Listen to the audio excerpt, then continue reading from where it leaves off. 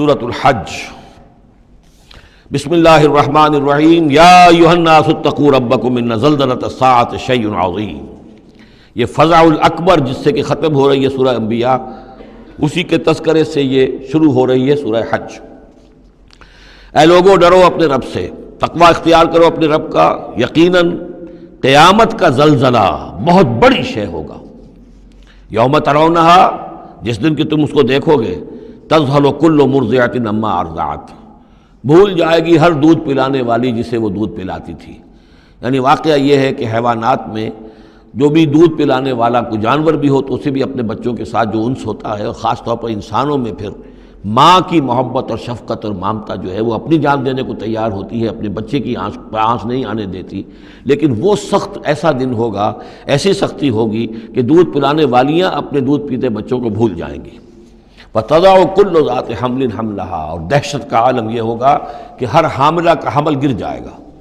وَتَرَى النَّاسَ سُكَارَىٰ، تم دیکھو گے لوگوں کو کہ جیسے نشے میں ہیں، اس طرح کی ایک کیفیت ان پر طاری ہوگی، ایسے بے سدھ سے نظر آئیں گے جیسے کہ گویا کہ نشے میں، وَمَا هُم بِسُكَارَىٰ، حالانکہ وہ کسی نشے میں نہیں ہیں، وَلَٰكِنَّ عَذَابَ اللَّهِ شَدِيدٌ، بلکہ اللہ کا عذاب بہت سخت ہے، اللہ کی طرف سے بڑی سخت یہ گھڑی آنے والی ہے جس سے کہ اللہ تعالیٰ اپنے مومن صادق بندوں کو بچا لے گا، جس کی کہ صراحت ہے حدیث کے اندر۔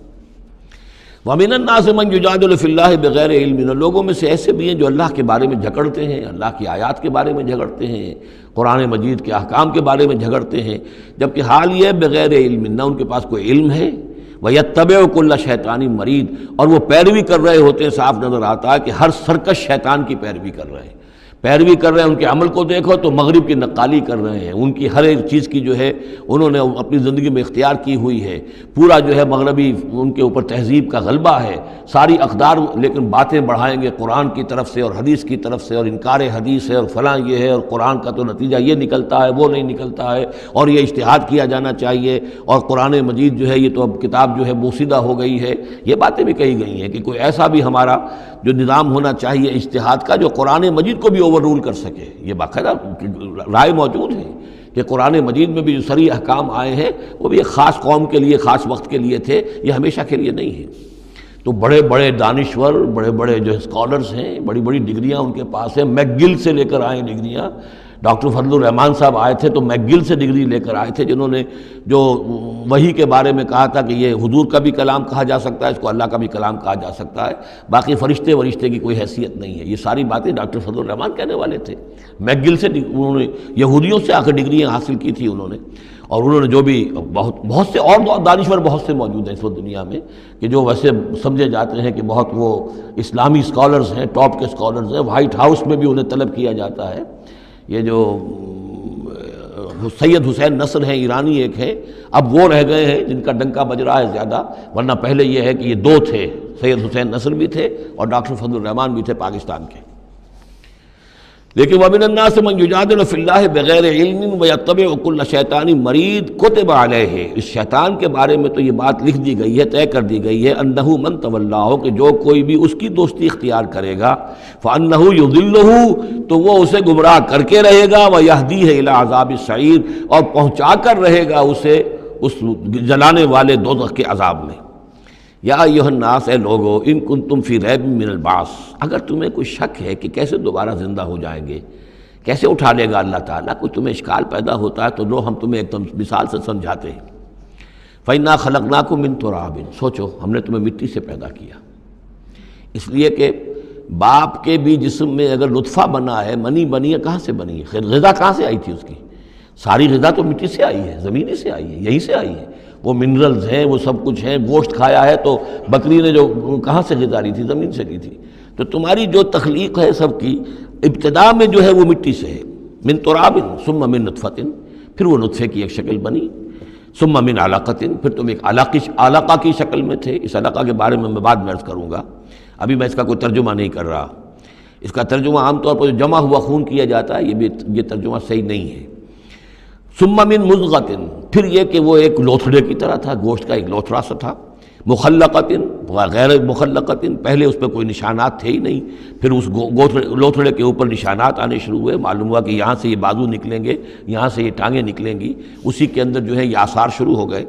لنبین لکم، تاکہ ہم تمہیں کھول کھول کر بیان کر دیں۔ یہ جو بھی سٹیجز ہیں، کہ جو ایمبریونک جو سٹیجز ہیں، اس میں واقعہ یہ کہ اس کے بارے میں کیتھل مور کا میں قول آپ کو سنا چکا ہوں، جو تعارف قرآن کا میرا لیکچر تھا، کہ ان چیزوں کے بارے میں حیران اور ششدر ہیں جو اس وقت ایمبریولوجی کے سب سے بڑے ماہر ہیں، جن کی ٹیکسٹ بکس دنیا کے اندر سب سے زیادہ مستند مانی جاتی ہے، کہ ہم حیران ہیں کہ یہ ساری چیزیں قرآن مجید نے کیسے کہی ہیں، اور یہ بالکل ایگزیکٹ جو ہے تعبیر ہے ان سٹیجز کی، کہ جو رحم مادر میں انسانی جنین جن سٹیجز سے گزرتا ہے اس کی اس سے زیادہ صحیح تعبیر ہو نہیں سکتی۔ وَنُقِرُّ فِي الْأَرْحَامِ مَا نَشَاءُ، یہی مضمون چونکہ دوبارہ پھر آئے گا سورہ مومنون کے پہلے رکوع میں، تو میں وہاں اس کے بارے میں تفصیل سے عرض کروں گا۔ اور ہم ٹھہرائے رکھتے ہیں رحموں میں جو ہم چاہتے ہیں، یعنی رحم کے اندر پھر رحم مادر میں وہ حمل رہتا ہے، اب وہ حمل بیٹے کا ہوا ہے، بیٹی کا ہوا ہے، یا بیٹا یا بیٹی وہ ذہین ہے، فتین ہے، خوبصورت ہے، کیسی ہے، صحیح ہے، سالم ہے، وہ ہمارا فیصلہ ہے۔ نقر فی الارحام ما نشاء الی اجل مسمى، ہم ٹھہرائے رکھتے ہیں رحموں میں جو ہم چاہتے ہیں ایک وقت معین تک، ثم نخرجکم طفلا، پھر ہم تمہیں نکالتے ہیں، وہ تم چھوٹے سے بچے ہوتے ہو، ثم لتبلغوا اشدکم، پھر تم اپنی پوری جوانی کو پہنچتے ہو، قوت کو پہنچتے ہو، ومنکم من یتوفی، تم میں سے وہ بھی ہیں کہ جو پہلے ہی ان کا انتقال ہو جاتا ہے، انہیں قبض کر لیا جاتا ہے، انہیں اللہ تعالیٰ لے جاتا ہے، ومنکم من یرد الی ارذل العمر، اور تم میں سے ایسے بھی ہوتے ہیں جو بڑی ہی نکمی ضعیفی کی عمر کو پہنچ جاتے ہیں، لکی لا یعلم من بعد علم شیئا، کہ پھر وہ نہ جانے سب کچھ جاننے کے باوجود کچھ بھی۔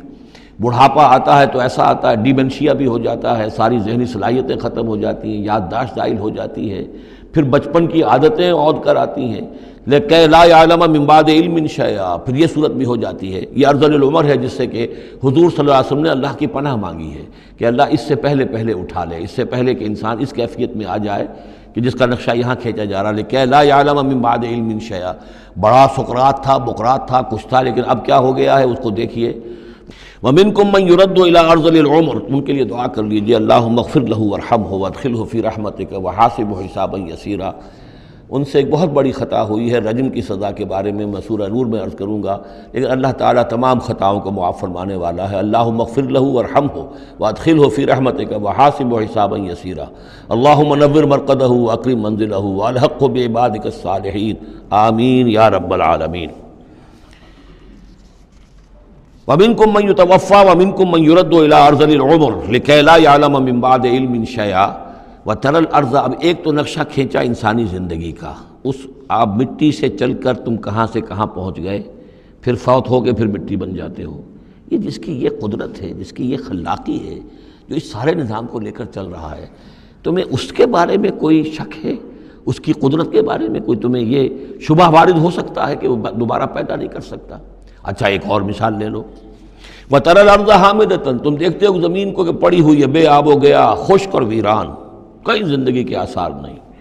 فَإِذَا أَنزَلْنَا عَلَيْهَا الْمَاءَ اهْتَزَّتْ وَرَبَتْ، پھر جب ہم اس پر پانی برساتے ہیں تو وہ تازہ ہو جاتی ہے، اہتزاز، اور وہ اس میں جنبش ہو جاتی ہے، اہتزت۔ یہتزو جو آیا یہ لفظ پہلے ہم پڑھ چکے ہیں کہ جب حضرت موسیٰ کا عصا زمین پر انہوں نے رکھا تو وہ تو اب ہلنے لگا، حرکت کرنے لگا جیسے کہ سانپ حرکت کرتا ہے، تو زمین میں بھی حرکت پیدا ہو جاتی ہے، اس لیے کہ اب جو کونپلیں نکل رہی ہیں وہ حرکت کر رہی ہیں، وہ ادھر ادھر جو ہے، جو پہلے زمین پڑی ہوئی تھی ساکن، صامت، ساکن، بے آب و گیا، خشک، لیکن اس کے بعد اہتزت، اس کے اندر ایک حرکت پیدا ہوتی ہے، وہ ربت، وہ ابھرتی ہے، گویا کہ جیسے وہ گھاس یا سبزہ اوپر اٹھ رہا ہے، اور جیسے کہ فصل گویا کہ زمین اٹھ رہی ہے، وہ اٹھتی ہے، ابھرتی ہے، وَأَنبَتَتْ مِن كُلِّ زَوْجٍ بَهِيجٍ، اور ہر طرح کی قسم قسم کی تر و تازہ چیزیں جو ہیں وہ اگا دیتی ہے زمین۔ تو ذرا سوچو، زمین مردہ تھی، اللہ نے زندہ کر دیا۔ تمہارا اپنا معاملہ یہ ہے کہ مٹی سے لے کر اور تمہارے ایک انسان پورے بننے تک، یہ پھر کیسے شک کرتے ہو؟ تمہیں اللہ تعالیٰ کی قدرت میں بھی کوئی شک نہیں ہونا چاہیے۔ یہ تمہاری زندگی کا سائیکل چل رہا ہے اور یہ نباتاتی سائیکل چل رہا ہے ساتھ کے ساتھ، یہ چند مہینے کا ہوتا ہے، یہ تمہارا جو ہے یہ 60 70 80 برس کا ہے، اس کے علاوہ تو کوئی فرق نہیں۔ ذالک بان اللہ هو الحق، یہ اس لیے ہے کہ اللہ تعالیٰ الحق ہے، اس کے حق ہونے میں، برحق ہونے میں کسی شک و شبے کی گنجائش نہیں۔ وَأَنَّهُ يُحْيِي الْمَوْتَىٰ، اور یہ کہ وہ مردہ کو زندہ کرتا ہے، مردہ کو زندہ کرے گا، زمین تمہارے سامنے مردہ پڑی ہوتی ہے اور زندہ ہو جاتی ہے۔ وَأَنَّهُ عَلَىٰ كُلِّ شَيْءٍ قَدِيرٌ، اور یہ کہ وہ تو ہر چیز پر قادر ہے۔ وَأَنَّ السَّاعَةَ آتِيَةٌ، اور یہ کہ قیامت آ کر رہنی ہے، لا ریب فیہا، اس میں کسی شک و شبے کی گنجائش نہیں۔ وَأَنَّ اللَّهَ يَبْعَثُ مَن فِي الْقُبُورِ، اور یقیناً اللہ تعالیٰ اٹھائے گا ان کو جو قبروں کے اندر ہے، بعث بعد الموت ہو کر رہے گا۔ وَمِنَ النَّاسِ مَن يُجَادِلُ فِي اللَّهِ بِغَيْرِ عِلْمٍ وَلَا هُدًى وَلَا كِتَابٍ مُنِيرٍ، اور لوگوں میں سے کچھ ایسے بھی ہیں جو اللہ کے بارے میں، اللہ کی باتوں کے بارے میں، اللہ کی صفات کے بارے میں، ذات خداوندی کے بارے میں جھگڑتے ہیں، بحثیں کرتے ہیں، نزاع کرتے ہیں، نہ ان کے پاس علم ہے، بغیر علم ولا ہدن، نہ کوئی ہدایت ہے، ولا کتاب منیر، نہ کوئی روشن کتاب ہے جس سے وہ رہنمائی لے رہے ہوں۔ ثانی عطفہ، وہ اپنی گردن کروٹ اپنی موڑ کر چل دیتا ہے، آیات سنتا ہے، اللہ کی کلام کو سنتا ہے، پھر ذرا وہ اپنی کمر کو موڑتا ہے، بل دیتا ہے، چل دیتا ہے، لیضل عن سبیل اللہ، تاکہ گمراہ کرے لوگوں کو اللہ کے راستے سے۔ لہو فی الدنیا خزی، اس کے لیے دنیا کی زندگی میں بھی رسوائی ہے، ونذیقہ یوم القیامت عذاب الحریق، اور قیامت کے دن ہم اسے جلانے والے عذاب کا مزہ چکھائیں گے۔ ذالک بما قدمت یداک، اور یہ سب کچھ ہے تیرے اپنے دونوں ہاتھوں کے کرتوتوں کی وجہ سے، جو بھیجا ہے تیرے دونوں ہاتھوں نے، بما قدمت یداک، وان اللہ لیس بظلام للعبید، اور یقیناً اللہ تعالیٰ تو اپنے بندوں پر ظلم کرنے والا نہیں ہے۔ ومن الناس من يعبد الله على حرف فإن أصابه خير اطمأن به وإن أصابته فتنة انقلب على وجهه خسر الدنيا والآخرة ذلك هو الخسران المبين۔ لوگوں میں سے کچھ ایسے بھی ہیں جو اللہ تعالیٰ کی بندگی کرتے ہیں کنارے کنارے، بچ بچ کر۔ یہ وہ روگ جس کو کہا گیا فی قلوبہم مرض، جن کے دلوں میں روگ ہوتا ہے۔ ایک وہ لوگ ہوتے ہیں کہ حق کو قبول کیا، پھر ہرچہ بعد آباد منجدھار میں پھر وہ چھلانگ لگاتے ہیں۔ ہرچہ بعد آباد ماں کشتی دراب انداختے، ہم نے حق کو قبول کیا، اس کشتی کو ہم نے پانی میں ڈال دیا ہے، اب یہ کشتی تیرے گی تو ہم تیریں گے، یہ ڈوبتی ہے تو ہم ڈوبنے کے لیے تیار ہیں۔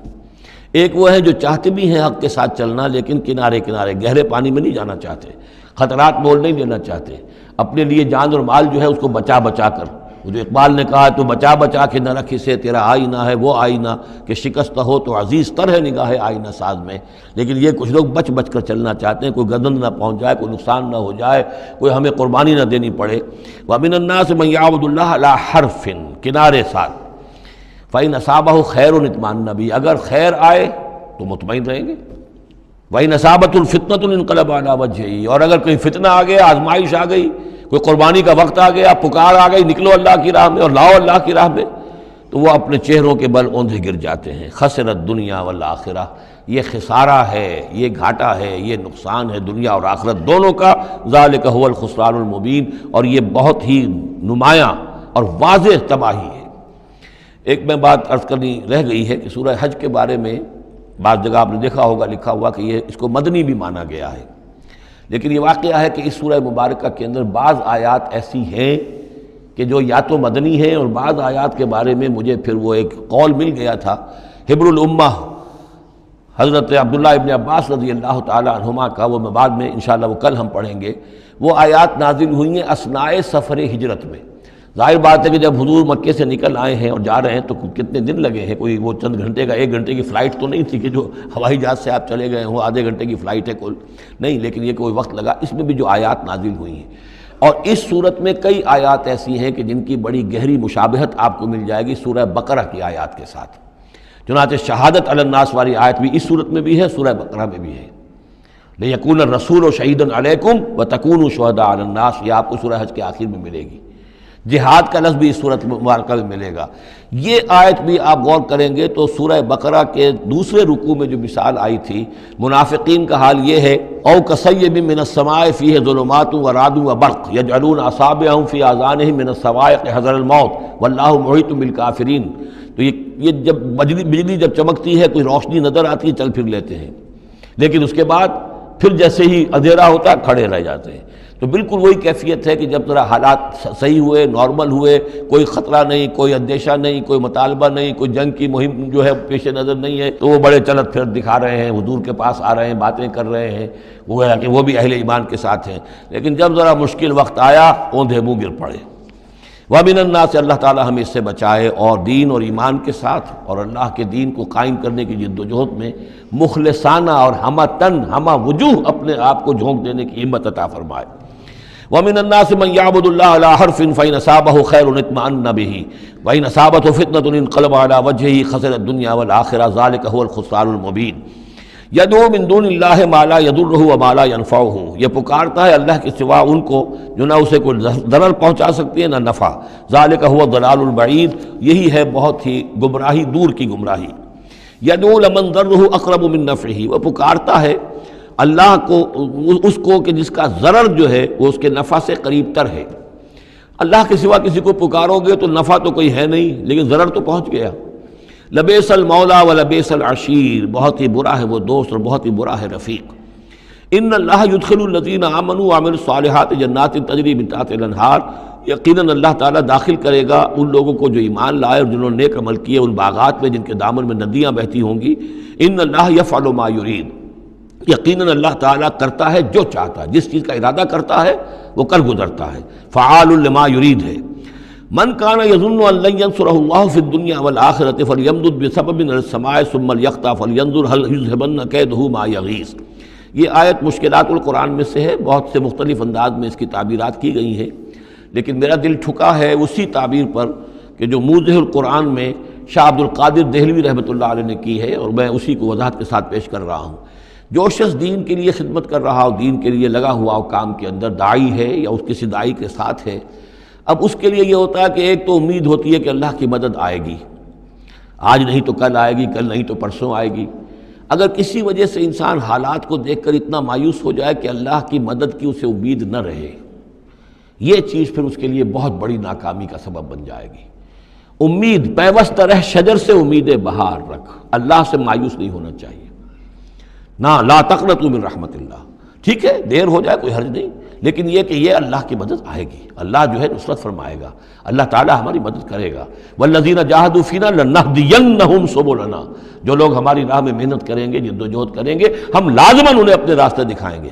یہ اللہ کا پختہ وعدہ ہے، ان وعدوں پر یقین رکھنا چاہیے۔ لا انک لا تخلف المیعاد، اے اللہ ہمیں یہ اندیشہ نہیں ہے کہ تو اپنا وعدہ پورا نہیں کرے گا، خلاف کرے گا، ہاں ہمیں اندیشہ ہوتا ہے کہ ہم تیرے وعدوں کے مصداق بن سکیں گے یا نہیں، ان کا مصداق بننے کی شرائط پوری کر سکیں گے کہ نہیں۔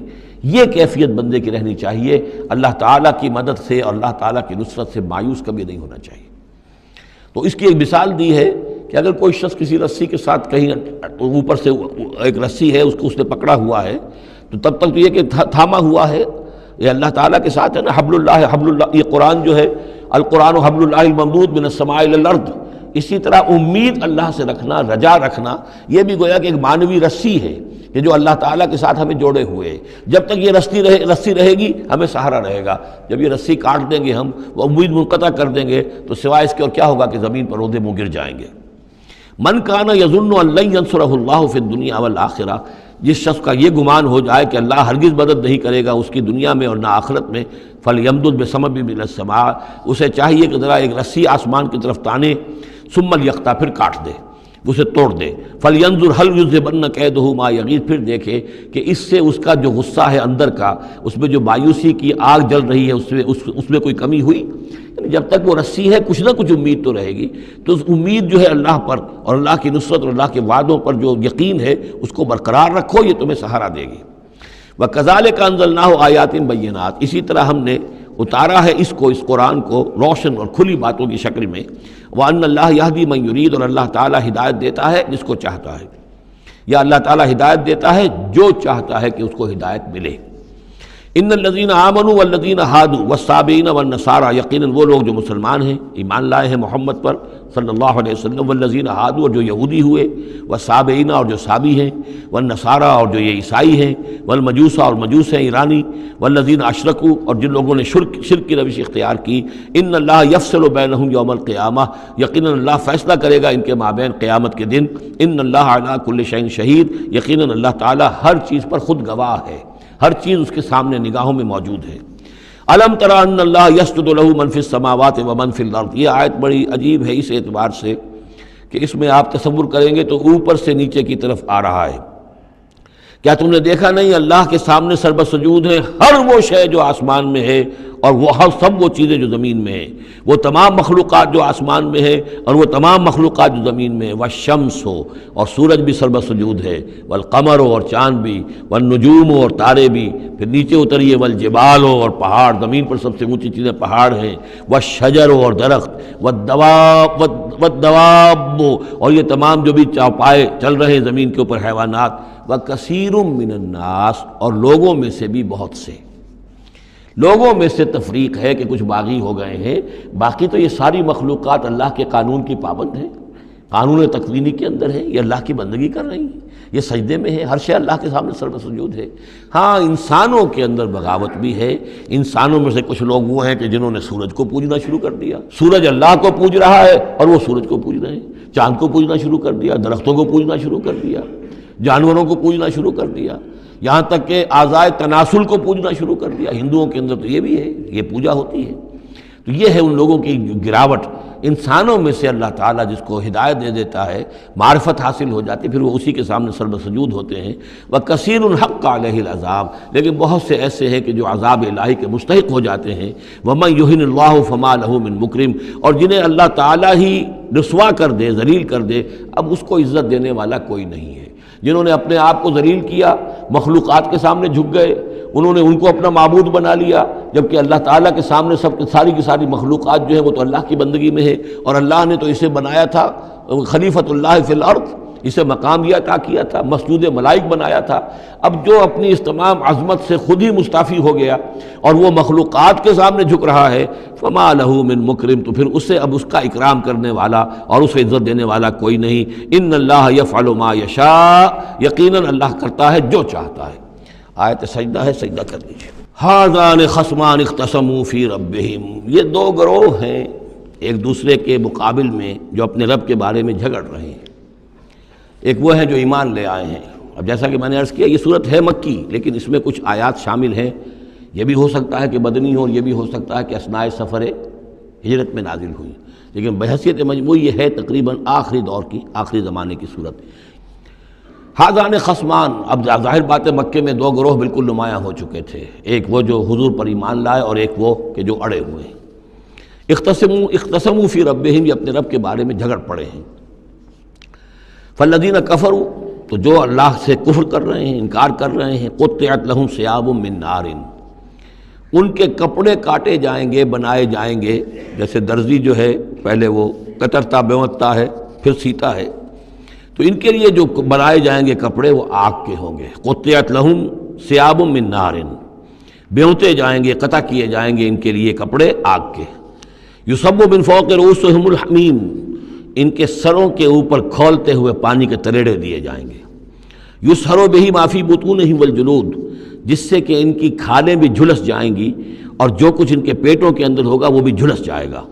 وَلَهُم مَّقَامِعُ مِنْ حَدِيدٍ، اور پھر ان کے لیے لوہے کے وہ ہتھوڑے ہوں گے کہ جو ان کے سروں پر پڑیں گے۔ كُلَّمَا أَرَادُوا أَن يَخْرُجُوا مِنْهَا، جب بھی وہ چاہیں گے کہ وہاں سے نکل جائیں، من غم کے مارے، اعیدوا فیہا، انہیں پکڑ کر دوبارہ پھر اسی میں ڈال دیا جائے گا۔ وذوقوا عذاب الحریق، اور چکھو مزہ اس جلانے والے عذاب کا۔ تم نے اللہ کا انکار کیا، تم نے محمد کی نفی کی، تم نے ان کو ماننے سے انکار کیا۔ اس کے برعکس ان اللہ یدخل الذین آمنوا وعملوا الصالحات، یقیناً اللہ داخل کرے گا ان لوگوں کو جو ایمان لائے جنہوں نے نیک عمل کیے، جنات تجری من تحتها الانہار، ان باغات میں جن کے نیچے ندیاں بہتی ہوں گی، یحلون فیہا من اساور من ذہب ولؤلؤا، پہنائے جائیں گے انہیں کنگن سونے کے اور موتی، ولباسہم فیہا حریر، اور ان کی پوشاک جو ہوگی وہاں پر ریشم کی ہوگی۔ دنیا میں ریشم مردوں پر حرام ہے، وہاں ریشم جو ہے اسی کا لباس ہوگا، باریک ریشم کے اوپر کا لباس اور گاڑھے ریشم کا جو ہے نیچے کا لباس ہوگا۔ وَہُدُوا إِلَى الطَّيِّبِ مِنَ الْقَوْلِ، اور ان کو تو رہنمائی کر دی گئی ہے بہترین بات کی طرف۔ بہترین بات کیا ہے؟ کلمہ طیبہ، لا الہ الا اللہ محمد رسول اللہ، یا سبحان اللہ والحمد للہ ولا الہ الا اللہ واللہ اکبر ولا حول ولا قوۃ الا باللہ۔ ہدوا الی الطیب من القول، انہیں ہدایت دے دی گئی ہے من القول، اچھی بات، بہترین کلمہ طیبہ کی۔ وہدوا الی صراط الحمید، اور ان کو تو ہدایت دے دی گئی ہے سیدھی اور اللہ کی تعریفوں والے کے راستے کی طرف، کہ وہ سیدھے اس راستے پہ بڑھتے ہوئے اللہ تعالیٰ کی رحمت میں فراح و ریحان و جنت النعیم کے اندر پہنچ جائیں گے۔ ان الذین کفروا یصدون عن سبیل اللہ، یقیناً وہ لوگ جنہوں نے کفر کیا اور جو روک رہے ہیں لوگوں کو اللہ کے راستے سے، والمسجد الحرام ہے، اور مسجد حرام سے روک رہے ہیں۔ اب مسلمان یہاں سے جانے پر مجبور ہیں، یہ جوار اس کے جوار بیت اللہ میں رہتے تھے، یہاں سے چھوڑ کر جانے پہ مجبور ہیں، بعد میں کتنے عرصے تک نہ وہ عمرہ کر سکے نہ حج کر سکے، تو جو ان کو اس مسجد حرام سے روک رہے ہیں، الذی جعلناہ للناس سواء العاکف فیہ والباد، اس گھر کو جو ابراہیم نے بنایا تھا، جس کو ہم نے تمام انسانوں کے لیے مساوی قرار دیا ہے، برابر ہیں یہاں پر، چاہے یہاں کے رہنے والے مقیم ہوں اور چاہے باہر سے آئیں۔ یہ اصطلاحات ہیں آفاقی اور مقیم۔ وہاں بیت اللہ میں، حرم میں کوئی فرق نہیں کیا جا سکتا حقوق میں۔ اب بھی میں سمجھتا ہوں کہ وہاں اس میں کوئی حرج شک نہیں ہے کہ حرم کے اندر کوئی فرق نہیں ہے۔ کوئی شخص باہر کا آ کر پہلی صف میں بیٹھ جائے، کوئی اسے زبردستی نہیں اٹھا سکے گا۔ یہ دوسری بات ہے کہ وہاں پہ شرطے وغیرہ جو ہیں ان کو رشوتیں دے کر لوگوں نے کو اپنی سیٹیں ریزرو کرا لی ہوتی ہیں، یا کبھی کوئی جو وی آئی پیز آنے والے ہوتے ہیں ان کے لیے وہ خالی کرتے ہیں، لیکن عام طور پر یہی ہے، آپ جس جگہ جا کر بیٹھ جائیں، کوئی یہ نہیں کہہ سکتا کہ میں یہاں کا رہنے والا ہوں، مکی ہوں، میں یہاں میں بیٹھوں گا تم یہاں سے اٹھو، سواء العاکف فیہ والباد، برابر ہے وہاں کے رہنے والے مقیم بھی اور وہ لوگ بھی کہ جو باہر سے آتے ہیں، آفاقی ہیں۔ وَمَن يُرِدْ فِيهِ بِإِلْحَادٍ بِظُلْمٍ، اور جو کوئی بھی اس میں بیت اللہ میں کوئی الحاد کی کوشش کرے گا، اللہ تعالیٰ کے سیدھے راستے سے ہٹانے کی لوگوں کو، اور اس میں کجی پیدا کرنے کی کوشش کرے گا شرارت نفس کی بنا پر، نُذِقْهُ مِنْ عَذَابٍ أَلِيمٍ، اس سے ہم مزہ چکھائیں گے دردناک عذاب کا۔ وَإِذْ بَوَّأْنَا، یہ دو رکوع ہیں ابھی سورہ مبارکہ کے، حج کے مناسک کا کچھ ذکر ہے یہاں پر، خاص طور پر قربانی کا خاص طور پر ذکر ہے۔ سورہ بقرہ کے دو رکوع 24واں 25واں، اس میں بھی حج کے مناسک آ چکے ہیں، لیکن وہاں پر اصل قربانی کا ذکر نہیں تھا، وہ تو صرف یہ ہے کہ وہ دم جو دینا پڑتا ہے اگر کسی وجہ سے سر منڈانا پڑ گیا ہے قبل از وقت، اور یا اسی طریقے سے تمتع اگر کیا ہے تو اس کا وہ دم شکر کا ہے وغیرہ وغیرہ۔ لیکن یہاں پر جو دو ہے، ایک قربانی اور ایک طواف، ان دو کا جو ہے ذکر ہو رہا ہے خاص طور پر یہاں۔ وَإِذْ بَوَّأْنَا لِإِبْرَاهِيمَ مَكَانَ الْبَيْتِ، اور جب ہم نے معین کر دی ابراہیم کے لیے اپنے گھر کی جگہ، بتا دی کہ یہ ہے وہ جگہ جس کے بارے میں میرا گمان یہ ہے کہ وہاں بنیادیں موجود تھیں حضرت آدم علیہ السلام کی بنائی ہوئی، لیکن اوپر سے دیواریں سب کی سب گر چکی تھیں اور سیلاب کی وجہ سے سارا اب وہاں کوئی آثار نہیں رہے تھے۔ اللہ تعالیٰ نے رہنمائی فرما کر ان کی نشاندہی کروا دی۔ اللہ تشرک بی شیئا، اور یہ حکم دے دیا گیا میرے ساتھ کسی شے کو شریک نہ کرنا، وطہر بیتیا، اور میرے اس گھر کو پاک رکھنا، للطائفین، طواف کرنے والوں کے لیے، والقائمین، اور قیام کرنے والوں کے لیے، کھڑے ہو کر نمازیں پڑھنے والوں کے لیے، والرکع السجود، اور رکوع کرنے والوں کے لیے اور سجود کرنے والوں کے لیے۔ یہ گویا کہ جیسے وہاں آیا تھا وَعَهِدْنَا إِلَىٰ إِبْرَاهِيمَ وَإِسْمَاعِيلَ أَن طَهِّرَا بَيْتِيَ لِلطَّائِفِينَ وَالْعَاكِفِينَ وَالرُّكَّعِ السُّجُودِ، تقریباً وہی آیت یہاں پر آئی ہے، صرف یہ کہ عاکف کی بجائے یہاں قائمین کا لفظ آیا ہے۔ وَأَذِّن فِي النَّاسِ بِالْحَجِّ، اور اے ابراہیم اب پکارو لوگوں کو، اذان دو، پکارو حج کے لیے۔ اب کیسے پکارا ہوگا، کیسے آپ نے یہ پیغام پہنچایا ہوگا، کہاں سے اللہ تعالیٰ نے ان کی آواز کو، ان کی پکار کو کہاں کہاں پہنچایا ہوگا، یہ اللہ تعالیٰ کا معاملہ ہے۔ یا تو کا رجالن، پکاریے لوگوں کو، حج کی دعوت دیجیے، آئیں گے وہ آپ کے پاس پیدل چل کر بھی، وعلی کل ضامر، اور بڑی لاغر اونٹنیوں پر بھی، یعنی دور دراز سے آئیں گے تو سفر کی وجہ سے اونٹنیاں لاغر ہو چکی ہوں گی۔ یاتین من کل فج عمیق، جو یہاں پر پہنچیں گی وہ اونٹنیاں اور لوگ آئیں گے بڑی دور دراز کی راہوں سے، دور دراز کی، یہ فج کہتے ہیں پہاڑوں کے درمیان کے راستے کو، چونکہ یہ سارا پہاڑی علاقہ ہے تو نہ معلوم کہاں کہاں سے گہری وادیوں میں سے ہو کر لوگ جو ہیں پہنچتے ہیں۔ لیشہدوا منافع لہم، تاکہ یہ آئیں حاضر ہوں ان جگہوں پر کہ جو ان کے لیے منفعت کی جگہیں ہیں۔ وَيَذْكُرُ اسْمَ اللَّهِ فِي أَيَّامٍ مَعْلُومَاتٍ، اور اللہ کا نام لیں معین دنوں کے اندر، یعنی قربانیاں دیں معین دنوں میں۔ 10ویں ذی الحجہ کی قربانی کا دن ہے، اس کے بعد جو ہے 11ویں کو بھی ہو سکتی ہے، 12ویں کو بھی ہو سکتی ہے، یا ایام معلومات ہیں۔ عَلَىٰ مَا رَزَقَهُم مِّن بَهِیمَةِ الْأَنْعَامِ، تو اللہ کا نام لیں ذبح کرتے ہوئے، اللہ کا نام لیں ان پر کہ جو ہم نے انہیں یہ چوپائے عطا کیے ہیں، مویشی دیے ہیں۔ فَكُلُوا مِنْهَا، تو ان کو ذبح کر کے، ان کی قربانی دے کر اس میں سے خود بھی کھاؤ۔ وَأَطْعِمُوا الْبَائِسَ الْفَقِيرَ، اور جو برے حال میں ہو، فقیر محتاج جو بہت ہی خستہ حال ہے، اس کو بھی کھلاؤ۔ ثُمَّ لْيَقْضُوا تَفَثَّهُمْ، پھر یہ کرنے کے بعد پھر اپنے میل کچیل دور کرو، پھر احرام کھولنا ہوتا ہے، پھر یہ کہ وہ رنحت رمی ہوتی ہے، نہر ہوتا ہے، حلق ہوتا ہے، اور پھر طواف۔ چار یہ الفاظ جو ہیں یہ 10ویں تاریخ کے ہیں، 4 افعال، رمی اور نہر، پھر جا کر قربانی دینا، پھر یہ کہ حلق کر کے اور پھر یہ احرام کھل گیا، اب نہاؤ دھو، میل کچیل جو بھی احرام کی وجہ سے صاف کرو، اچھے کپڑے پہنو اور پھر جاؤ اور طواف کرو، طواف زیارہ۔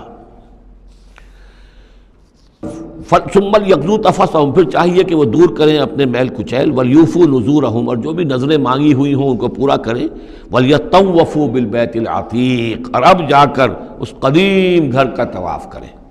ذالک، یہ سن چکے، ومن يعظم حرمات اللہ فهو خیر له عند ربہ، اور جو کوئی اللہ تعالیٰ کی حرمتوں کی تعظیم کرے، یہ بیت اللہ الحرام ہے، یہ اشہر حرم ہے، یہ ساری چیزیں جو ہے اللہ تعالیٰ کی حرمتیں ہیں، حرمات اللہ ہیں، اللہ نے جس جس چیز کو کہ محترم قرار دیا ہے۔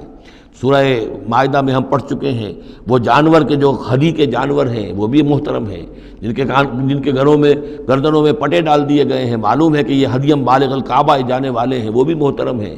عام مین البیت الحرام جو ہیں، جو لوگ حاجی جا رہے ہیں، ان کی بھی حرمت ہے۔ تو جو بھی من یعظم حرمات اللہ ہے، جو کوئی بھی اللہ تعالیٰ کی حرام کی ہوئی شے، محترم ٹھہرائی ہوئی چیزوں کی تعظیم کرے گا، فہو خیر لہ عند ربہ، تو وہ اسی کے لیے بہتر ہوگا، اس کا اجر و ثواب اسے ملے گا اپنے رب کے پاس۔ وَأُحِلَّتْ لَكُمُ الْأَنْعَامُ إِلَّا مَا يُتْلَىٰ عَلَيْكُمْ، اور حلال کر دیے گئے تمہارے لیے سارے چوپائے سوائے اس کے جو تم کو سنا دیا گیا ہے، یعنی یہ کہ خنزیر کا معاملہ ہے اس کو حرام کر دیا گیا ہے، باقی بکری ہے، بھیڑ ہے، گائے ہے، بیل ہے، اونٹ ہے، ان سب کو اللہ کی راہ میں تو اس کی قربانی ہو سکتی ہے۔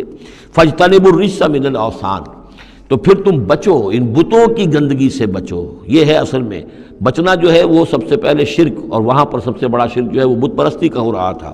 وَاجْتَنِبُوا قَوْلَ الزُّورِ، اسی طریقے سے جھوٹ کہنے سے، جھوٹ بات سے بھی بچو۔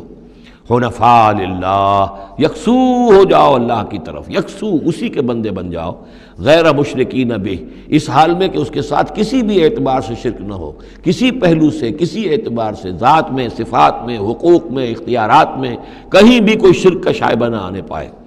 ومن یشرک باللہ، اور جو کوئی اللہ کے ساتھ شرک کرے گا، فکأنما خر من السماء، تو وہ تو ایسے ہے جیسے وہ رسی کٹ گئی اور اب وہ زمین کے اوپر گر پڑا، زمین کی طرف جا رہا ہے آسمان سے۔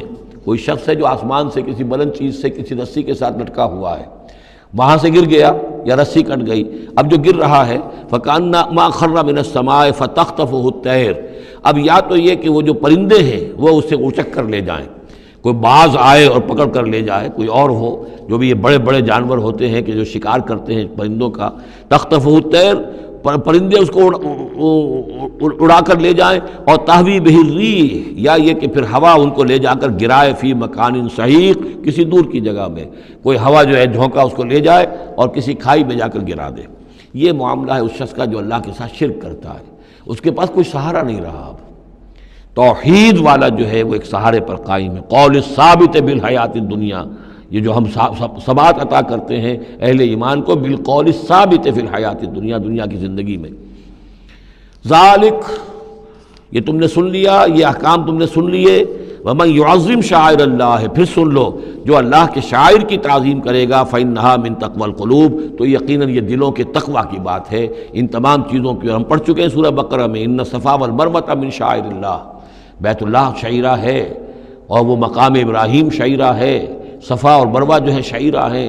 شعیر وہ چیز ہے کہ جس سے اللہ تعالیٰ کی بندگی کا شعور پیدا ہو، ان کے ساتھ وہ چیزیں وابستہ ہیں، وہ تاریخ ان کی ہے کہ جس کے حوالے سے پھر یہ کہ اللہ تعالیٰ کا شعور جو ہے انسان کے اندر پیدا ہوتا ہے، اس کی ذات کا، صفات کا۔ لکم فیہا منافع الی اجل مسمى، یہ جو جانور ہیں اس کی قربانی کے، تمہارے لیے ان میں نفع ہے ایک اجل مسمى تک، یعنی یہ نہیں ہے کہ قربانی کا جانور ہے تو اس کے اوپر سواری نہیں کر سکتے، سواری کر سکتے ہو۔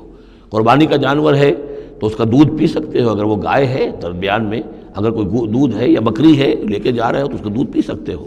منافع الی اجل مسمى، ایک وقت معین تک کے لیے۔ ثم محلها الی بیت العتیق، پھر ان کا جو اصل مقام ہے جہاں انہیں لے جا کر پیش کر دینا ہے وہ ہے بیت العتیق، یعنی اللہ کا گھر۔ اللہ کا گھر کا جو منہر ہے پھر اس کو وسیع کر کے، اور منا کی وادی میں ایک بہت بڑی جگہ ہے، ورنہ اس سے پہلے جو ہے یہ مروہ کی جو پہاڑی ہے، صفا اور مروہ، مروہ کے پاس جو ہے یہ قربان گاہ تھی، مروہ ہی سے وہ وادی شروع ہو جاتی ہے کہ جس پر کچھ آگے چل کر وہ منا کا پورا آتا ہے، اب یہ منہر جو ہے وہ ادھر ایکسٹینڈ کر دیا گیا ہے۔ وَلِكُلِّ أُمَّةٍ جَعَلْنَا مَنسَكًا، اور ہم نے ہر امت کے لیے ایک قربانی کا نظام مقرر کیا، لِيَذْكُرُوا اسْمَ اللَّهِ عَلَىٰ مَا رَزَقَهُم مِّن بَهِيمَةِ الْأَنْعَامِ، تاکہ وہ اللہ کا نام لیا کریں ان مویشیوں پر کہ جو ہم نے انہیں عطا فرمائے ہیں۔ فَإِلَٰهُكُمْ إِلَٰهٌ وَاحِدٌ، تو جان لو تمہارا الہ ایک ہی اللہ ہے، واحد۔ فَلَهُ أَسْلِمُوا، اس کے سامنے سر تسلیم خم کرو، اس کی اطاعت قبول کرو۔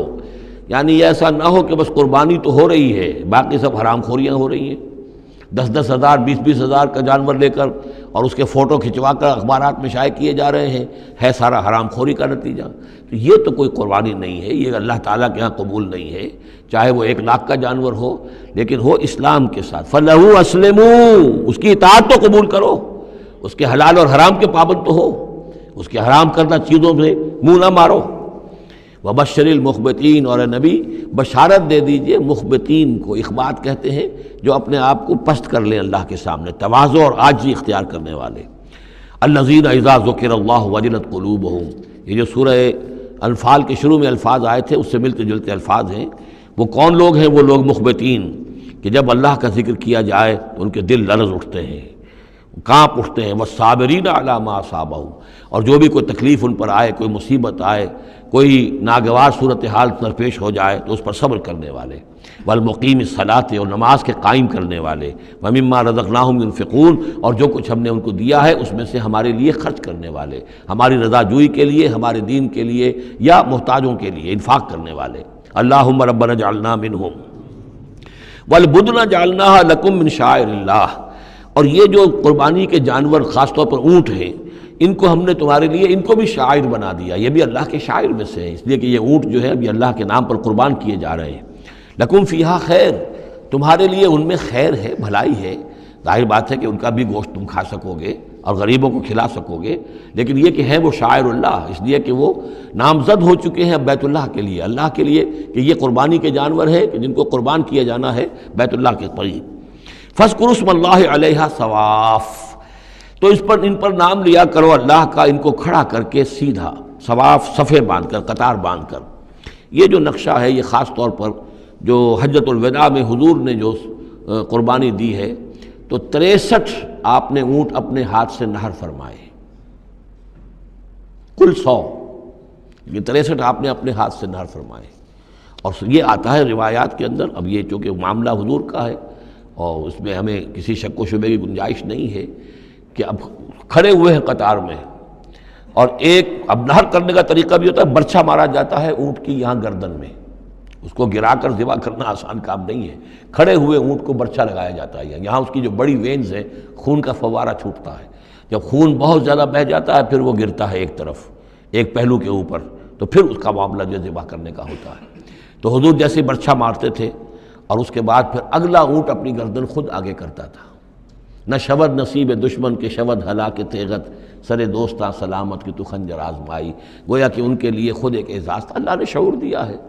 وہ تو جو ایک سوکھی ہوئی لکڑی تھی جس کا سہارا لے کر حضور صلی اللہ علیہ وسلم وہ آپ خطبہ دیا کرتے تھے جمعے کا، پھر جب ممبر بنا دیا گیا اب وہ اس لکڑی جو ہے اس کا آپ سہارا نہیں لے رہے، تو پہلا دن جب تھا کہ آپ نے اس کا سہارا نہیں لیا اور آپ ممبر پر کھڑے ہو کر آپ نے جب خطبہ دیا ہے تو اس سوکھی لکڑی میں سے ایسی آواز آ رہی تھی جیسے کوئی بچہ بلک بلک کر رو رہا ہو کہ میری یہ سعادت آج ختم ہو گئی ہے، مجھے جو سعادت نصیب تھی کہ محمد الرسول اللہ صلی اللہ علیہ وسلم میرا سہارا لیا کرتے تھے، مجھ پر ٹیک لگایا کرتے تھے، یہ مجھ سے جاتی رہی فضیلت، بلک بلک کر رو رہا ہے۔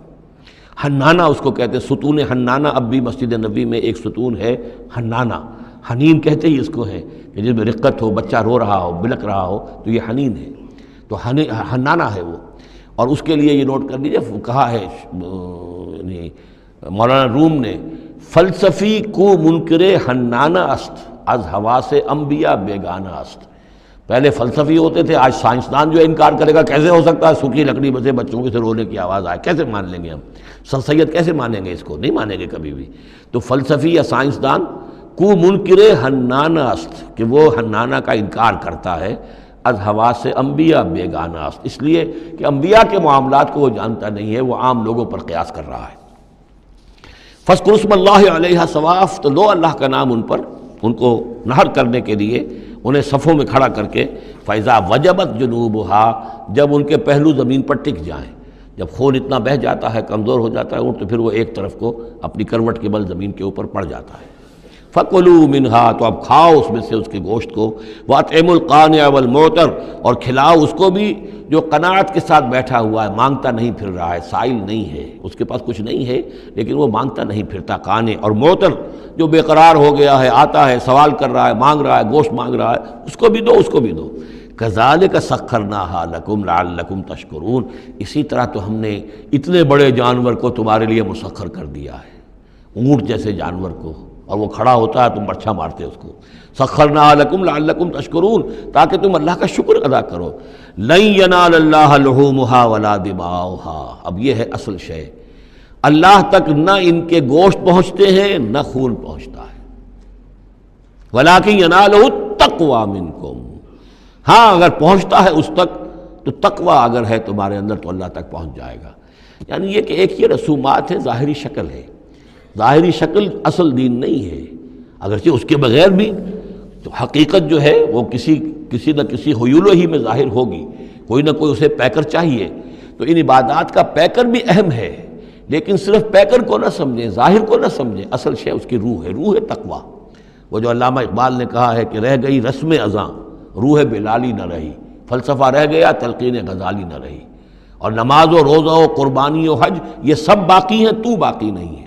وہ ہمارا وہ تقوی، ہمارا اللہ کے ساتھ خلوص و اخلاص، قربانی جب انسان دے رہا ہو تو واقعتاً اس کے اپنے اندر اگر تقوی بھی ہے، اس نے حلال ذریعے سے کمائے ہوئے مال میں سے اس نے اتنی محنت کی ہے کہ اس میں سے اثار کر رہا ہے، اللہ کے نام پر ایک جانور کو ذبح کر رہا ہے، پھر خود اپنی زندگی میں وہ اللہ کے قوانین کا پابند ہے، اسی کے مطابق زندگی گزار رہا ہے، اور وہ اپنی توانائیاں، قوتیں، صلاحیتیں اللہ کی راہ میں لگا رہا ہے، اس کی قربانی ہے۔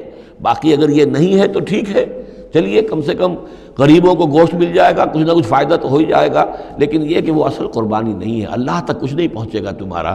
لن ینال اللہ لحومھا ولا دماؤھا، دیکھو ان قربانیوں کے نہ گوشت اللہ تک پہنچتے ہیں نہ ان کے خون، ولکن ینالہ التقوی منکم، ہاں تقوی اگر ہے وہ اللہ تک پہنچ جاتا ہے۔ کذالک سخرھا لکم لتکبروا اللہ علی ما ھداکم، اسی طرح اللہ تعالیٰ نے اسے تمہارے لیے مسخر کر دیا ہے، لتکبروا اللہ علی ما ھداکم، تاکہ تم اللہ کی تکبیر کیا کرو اس ہدایت پر جو اس نے تمہیں دی ہے۔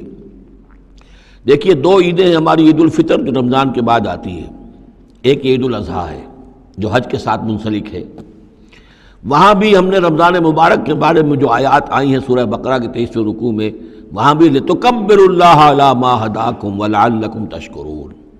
شہر رمضان الذی انزل فیہ القرآن ھدی للناس وبینات من الھدی والفرقان فمن شہد منکم الشہر فلیصمہ فمن کان مریضا او علی سفر فعدۃ من ایام اخر یرید اللہ بکم الیسر ولا یرید بکم العسر ولتکملوا العدۃ ولتکبروا اللہ علی ما ھداکم ولعلکم تشکرون، وہی الفاظ یہاں ہیں، لتکبروا اللہ علی ما ھداکم، تاکہ تم تکبیر کرو، اللہ کی تکبیر کرو۔ اسی لیے عیدین کے لیے جاتے آتے ہوئے تکبیر، اور اس کو بھی بڑا بلند آواز سے، جاتے آتے راستہ بدلنا، پھر نماز جو دوگانہ ہے عید کی اس میں اضافی تکبیرات ہیں، لتکبروا اللہ علی ما ھداکم ولعلکم تشکرون پر تو وہ آیت ختم ہوئی ہے، وبشر المحسنین، اور اے نبی ان لوگوں کو آپ بشارت دے دیجئے جو اسلام اور ایمان اور تقوی کی منزلیں طے کرتے ہوئے درجہ احسان تک پہنچنے کی کوشش کرتے ہیں اور پہنچ جاتے ہیں۔ اللہم ربنا اجعلنا منہم، اللہم ربنا اجعلنا منہم۔ ان اللہ یدافع عن الذین آمنوا ان اللہ لا يحب كل خوان کفور۔ اذن للذین یقاتلون بانہم ظلموا وان اللہ علی نصرہم لقدیر۔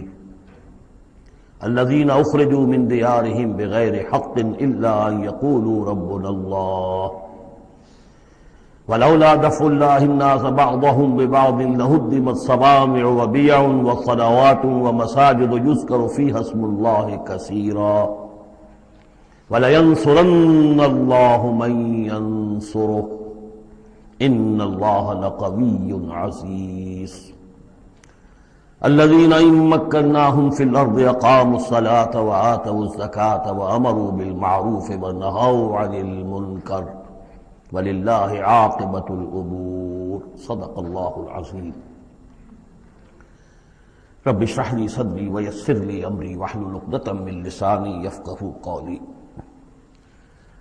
اللهم ربنا ألهمنا رشدنا وأعذنا من شرور أنفسنا اللهم أرنا الحق حقا وارزقنا اتباعه وأرنا الباطل باطلا وارزقنا اجتنابه اللهم وفقنا لما تحب وترضى اللهم ربنا آنس وحشتنا في قبورنا وارحمنا بالقرآن العظيم اللهم اجعله لنا إماما ونورا وهدى ورحمة اللهم ذكرنا منه ما نسينا وعلمنا منه ما جهلنا وارزقنا تلاوته آناء الليل وآناء النهار واجعله لنا حجة يا رب العالمين آمین۔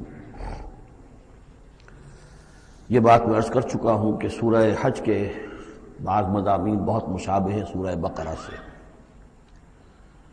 اس سورہ مبارکہ کے بارے میں بعض حضرات کی رائے یہ ہے کہ یہ مدنی ہے، لیکن صحیح بات یہی ہے کہ یہ مکی صورت ہے، البتہ اس میں کچھ آیات ایسی ہیں کہ جو مدنی بھی ان کو قرار دیا جا سکتا ہے، اور ایک روایت جو حضرت عبداللہ ابن عباس رضی اللہ تعالی عنہما کی مجھے مل گئی ہے وہ یہ ہے کہ وہ اثناء سفر ہجرت میں نازل ہوئی، اور اس وقت ہمیں اب انہی آیات کا مطالعہ کرنا ہے۔ یہ آیات یوں سمجھیے کہ نبی اکرم صلی اللہ علیہ وسلم کی وہ جد و جہد اور آپ کی دعوت اور تحریک جو ہے اس میں ایک بڑے ٹرننگ پوائنٹ کو ریپرزینٹ کر رہی ہیں۔ یہ ایک بڑا فیصلہ کن موڑ ہے آپ کی جد و جہد میں۔ یہ مشابہت ذہن میں رکھیے کہ سورہ بقرہ میں بھی جہاں 23ویں رکوع میں تقریباً وسط ہے سورہ بقرہ کا، جس طرح یہ وسط ہے سورہ حج کا، وہاں بھی 23ویں رکوع میں رمضان مبارک اور روزے کی حکمتیں اور اس کے احکام کا بیان ہوا۔ 24ویں رکوع سے قتال فی سبیل اللہ اور اس کے ساتھ ہی حج کے دو جو رکوع ہیں مناسک حج پر مشتمل ہیں۔ یہاں پر بھی آپ دیکھیے کہ مناسک حج پر 2 رکوع مشتمل تھے اور اس کے فوراً بعد قتال کی بات ہو رہی ہے۔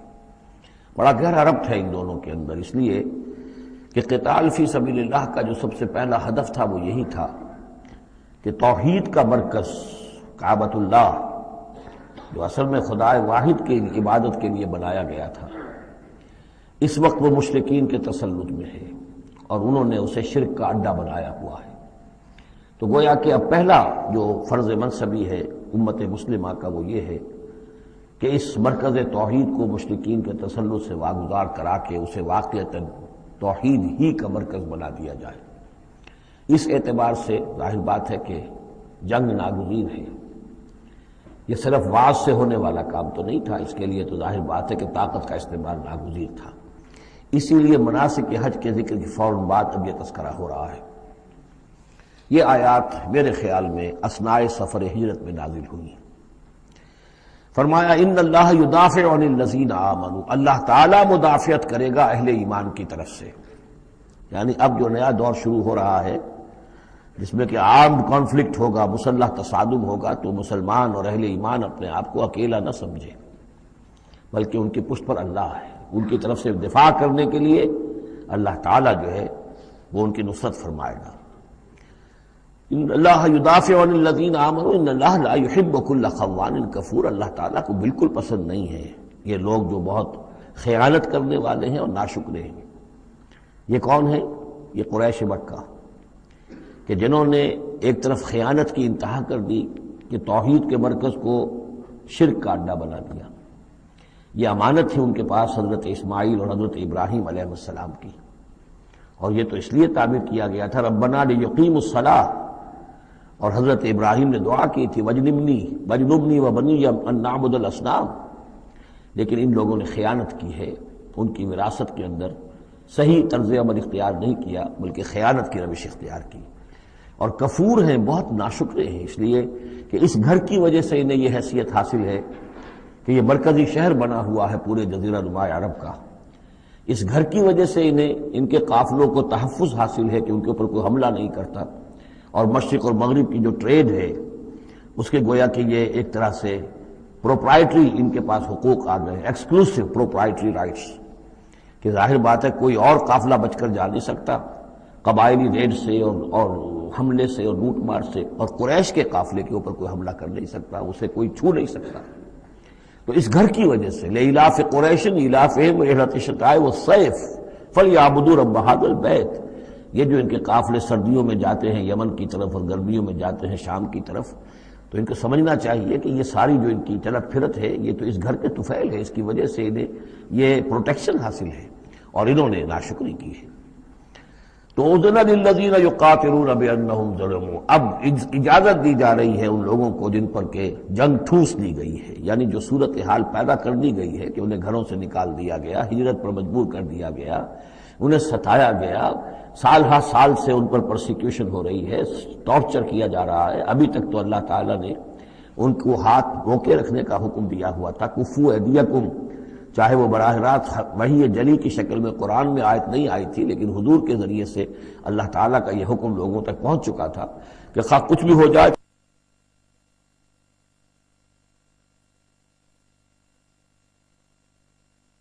ان کے ہاتھ کھولے جا رہے ہیں۔ اذن للذین یقاتلون بانہم ظلموا، اب جو ان پر ظلم کیا گیا ہے اس کے سبب سے ان کو اجازت دی جا رہی ہے کہ اب وہ اینٹ کا جواب پتھر سے دے سکتے ہیں۔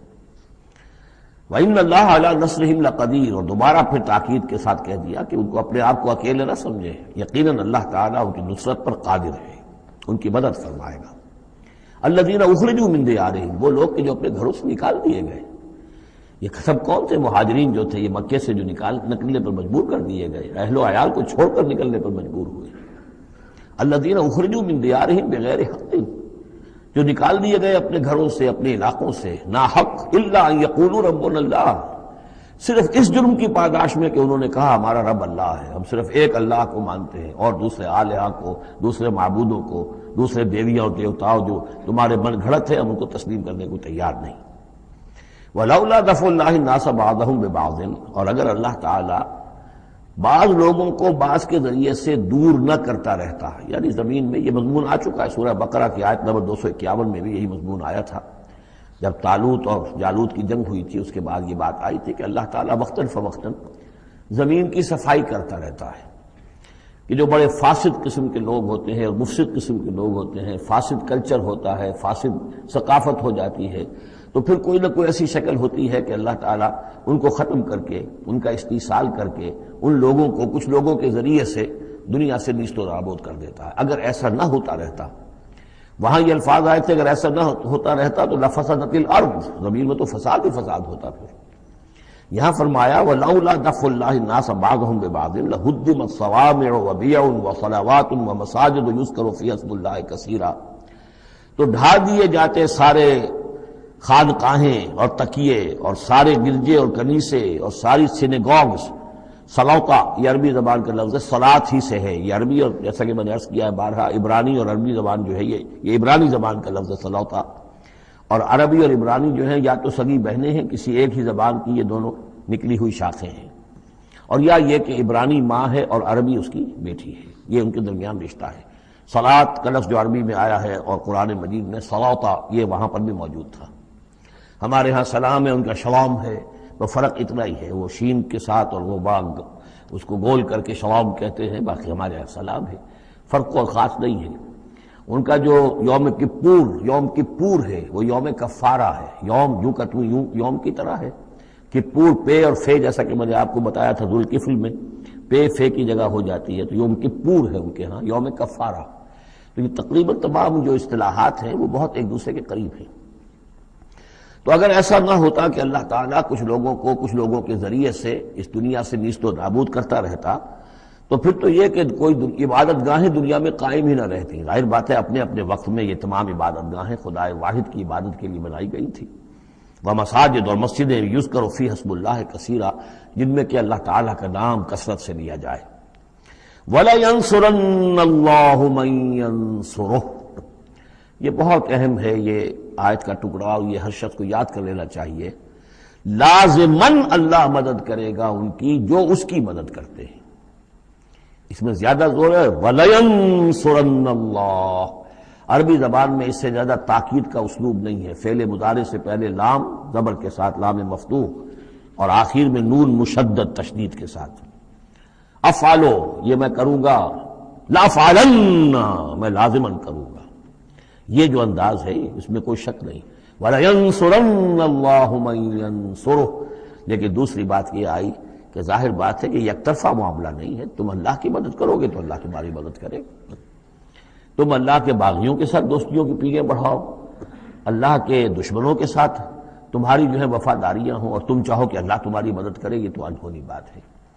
جیسے سورہ بقرہ میں ہم نے دیکھا تھا فاذکرونی اذکرکم، تم مجھے یاد رکھو میں تمہیں یاد رکھوں گا. اسی طرح وَلَيَنْصُرَنَّ اللَّهُ مَن يَنْصُرُهُ، لازماً اللہ مدد کرے گا ان کی. اسی سورہ مبارکہ میں ہم دیکھ چکے ہیں کہ اس کا یقین ہونا چاہیے بندہ مومن کو، اور یہ یقین اس کا بہت بڑا سہارا بنتا ہے، اس کے صبر کا اور ثبات کا اور استقامت کا. ورنہ یہ کہ اگر اس یقین، اس اللہ کی مدد کی امید کی رسی کو وہ کاٹ دے تو پھر اس کے لیے کوئی سہارا نہیں رہے گا.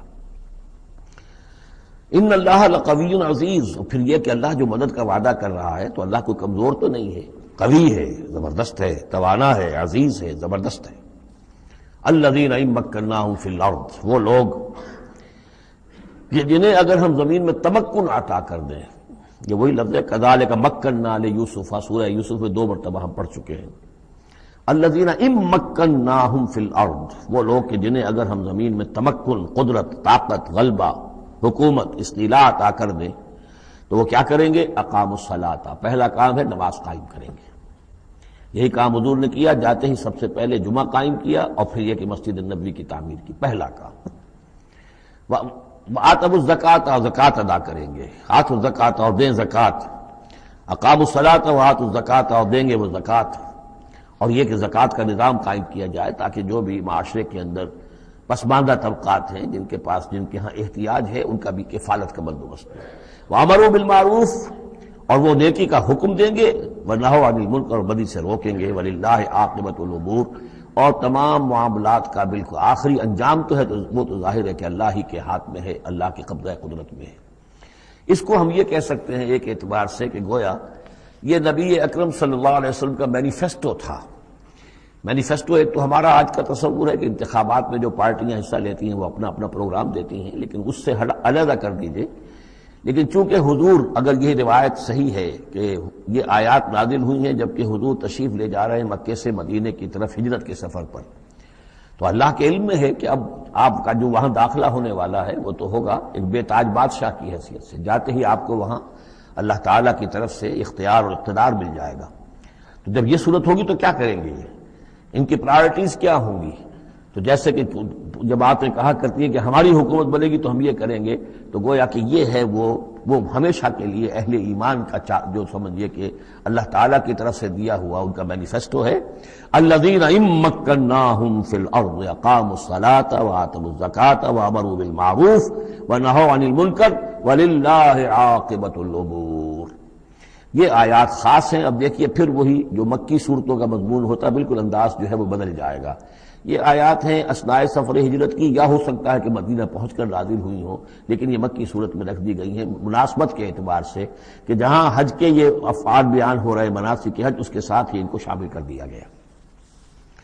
اب وہی جو عام مکی مضامین ہیں مکی صورتوں کے وہ شروع ہو جائیں گے. وَإِن يُكَذِّبُوكَ فَقَدْ كَذَّبَتْ قَبْلَهُمْ قَوْمُ نُوحٍ وَعَادٌ وَثَمُودُ. اور اے نبی اگر یہ آپ کو جھٹلا رہے ہیں تو آپ سے پہلے بھی جھٹلایا ہے قوم نوح نے، قوم عاد نے، قوم سمود نے، قوم ابراہیم و قوم لوط.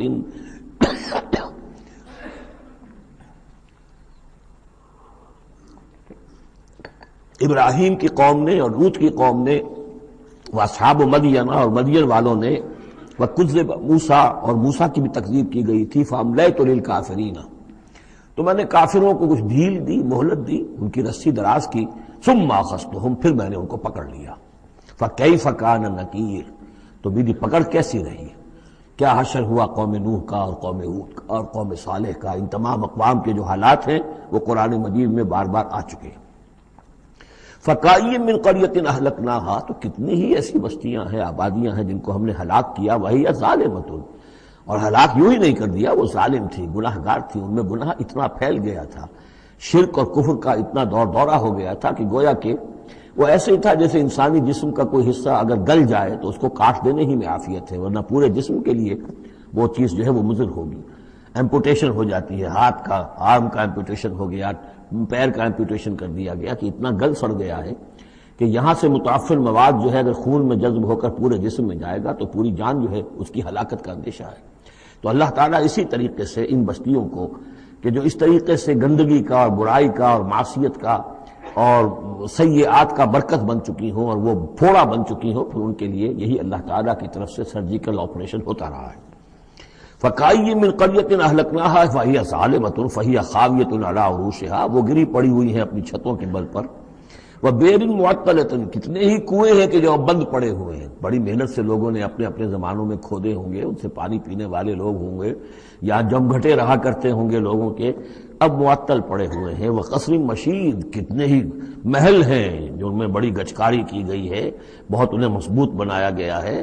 اب جاؤ الحمرا کو دیکھ لو، کبھی مسلمان حکومت کیا کرتے تھے، غرناطہ میں جاؤ اور دیکھو الحمرا محل کیسا ہے، جاؤ اور قرطبہ کی مسجد کو دیکھو کہ جہاں کوئی سجدہ کرنے والا نہیں ہے، کسی کو سجدے کی اجازت نہیں ہے۔ افلم یسیروا فی الارض، تو کیا یہ لوگ زمین میں گھومے پھرے نہیں ہیں؟ فتکون لہم قلوب یعقلون بہا، تو ہوتے ان کے دل جن سے یہ سمجھتے اور بات کو کی تہ تک پہنچتے۔ تو یہ جو لفظ قلب کے ساتھ عقل آیا ہے، اب اس کو اچھی طرح سمجھ لیجئے، چونکہ یہ بات میری تو آپ کے سامنے آ چکی ہے کہ میرے نزدیک انسان ایک مرکب وجود کا حامل ہے۔ اس کا ایک وجود حیوانی ہے، خالص حیوانی اور مکمل حیوان اور اعلیٰ ترین حیوان۔ انسان اعلیٰ ترین حیوان ہے، تمام حیوانوں میں سب سے افضل ہے، اور اس میں وہ ساری فیکلٹیز ہیں کہ جو حیوانات میں بھی ہوتی ہیں، لیکن اس کا ایک روحانی وجود ہے، وہ مکمل وجود ہے، انڈیپینڈنٹ ہے، بالکل اس حیوانی وجود سے ایک علیحدہ اور مستقل بذات وجود ہے۔ یہ دونوں کیسے جڑے ہوئے ہیں یہ ہم نہیں جانتے۔ وہ تو ہمیں یہ بھی معلوم نہیں کہ انسانی جسم میں جان کہاں ہے، کچھ پتہ نہیں، کہاں دل میں ہے، کہیں ہے، تو دل تو بدل دیتے ہیں لوگ، پھر بھی وہ جان تو وہی کی وہی رہتی ہے۔ اب تو جو کچھ ہو رہا ہے آپ کو معلوم ہے، تو جان کہاں ہے، کس چیز سے متعلق، دماغ سے متعلق ہے، دل سے متعلق، کہاں سے متعلق؟ تو لائف ہی کو ہم نہیں جانتے، تو لائف سے آگے روح کا تعلق کس طور سے ہے ہم کیا جان سکتے ہیں؟ ہست رب الناس رابا جان الناس، اتصال بے تکیف بے قیاس، یہ متصل ہے، یہ جو روحانی وجود ہے اور حیوانی وجود ہے یہ متصل ہے، ملے ہوئے تو ہیں، لیکن یہ اتصال ایسا ہے بے تکیف بے قیاس، نہ اس کی کیفیت معلوم ہو سکتی ہے، نہ اس کو کسی اور چیز پر قیاس کیا جا سکتا ہے، لیکن ہے دو علیحدہ وجود۔ ایک وجود پہلے پیدا کیا گیا تھا، کما خلقناکم اول مرہ، دوسرا وجود اس عالم خلق کے اندر آتا ہے، اور ان میں سے ہر ایک کی، دونوں کی اپنی اپنی عقل ہے۔ روح کی اپنی عقل ہے، روح کی اپنی آنکھ ہے، روح کے اپنے کان ہیں، اور جسم کے حیوانی وجود کے اپنی آنکھیں ہیں، اپنے کان ہیں، اپنی عقل ہے۔ تو ان السمع والبصر والفؤاد، یہ حیوانی، یہ گویا کہ انسان کے جو حیوانی ذرائع علم ہے وہ یہ ہیں، جن کے بارے میں گفتگو سورہ بنی اسرائیل کی اس آیت کے حوالے سے میں تفصیلاً کر چکا ہوں۔ ان السمع والبصر والفؤاد کل اولئک کان عنہ مسئولا۔ لیکن انسان کے اندر جو یہ روح ہے یہ دیکھتی بھی ہے، یہ سنتی بھی ہے، اس کے اپنے کان ہیں، وہ غیر مرئی کان ہیں، غیر مرئی آنکھیں ہیں، لیکن اس کی اپنی عقل ہے۔ اب یہاں دیکھیے یہ دونوں چیزیں واضح ہو جائیں گی۔ فَتَكُونَ لَهُمْ قُلُوبٌ يَعْقِلُونَ بِهَا، تو ہوتے ان کے دل کہ جن سے یہ بات سمجھتے، او آذان یسمعون بها، یا ہوتے کان جن سے یہ سنتے، فإنها لا تعمل ابصار ولكن تعمل قلوب التي في الصدور، اس لیے کہ آنکھیں اندھی نہیں ہوا کرتی، دل اندھے ہو جاتے ہیں جو سینوں کے اندر ہے۔ یہ کون سا اندھاپا ہے؟ ابو جہل اندھا تھا کس اعتبار سے؟ ابو لہب اندھا تھا کس اعتبار سے؟ ولید بن مغیرہ اندھا تھا کس اعتبار سے؟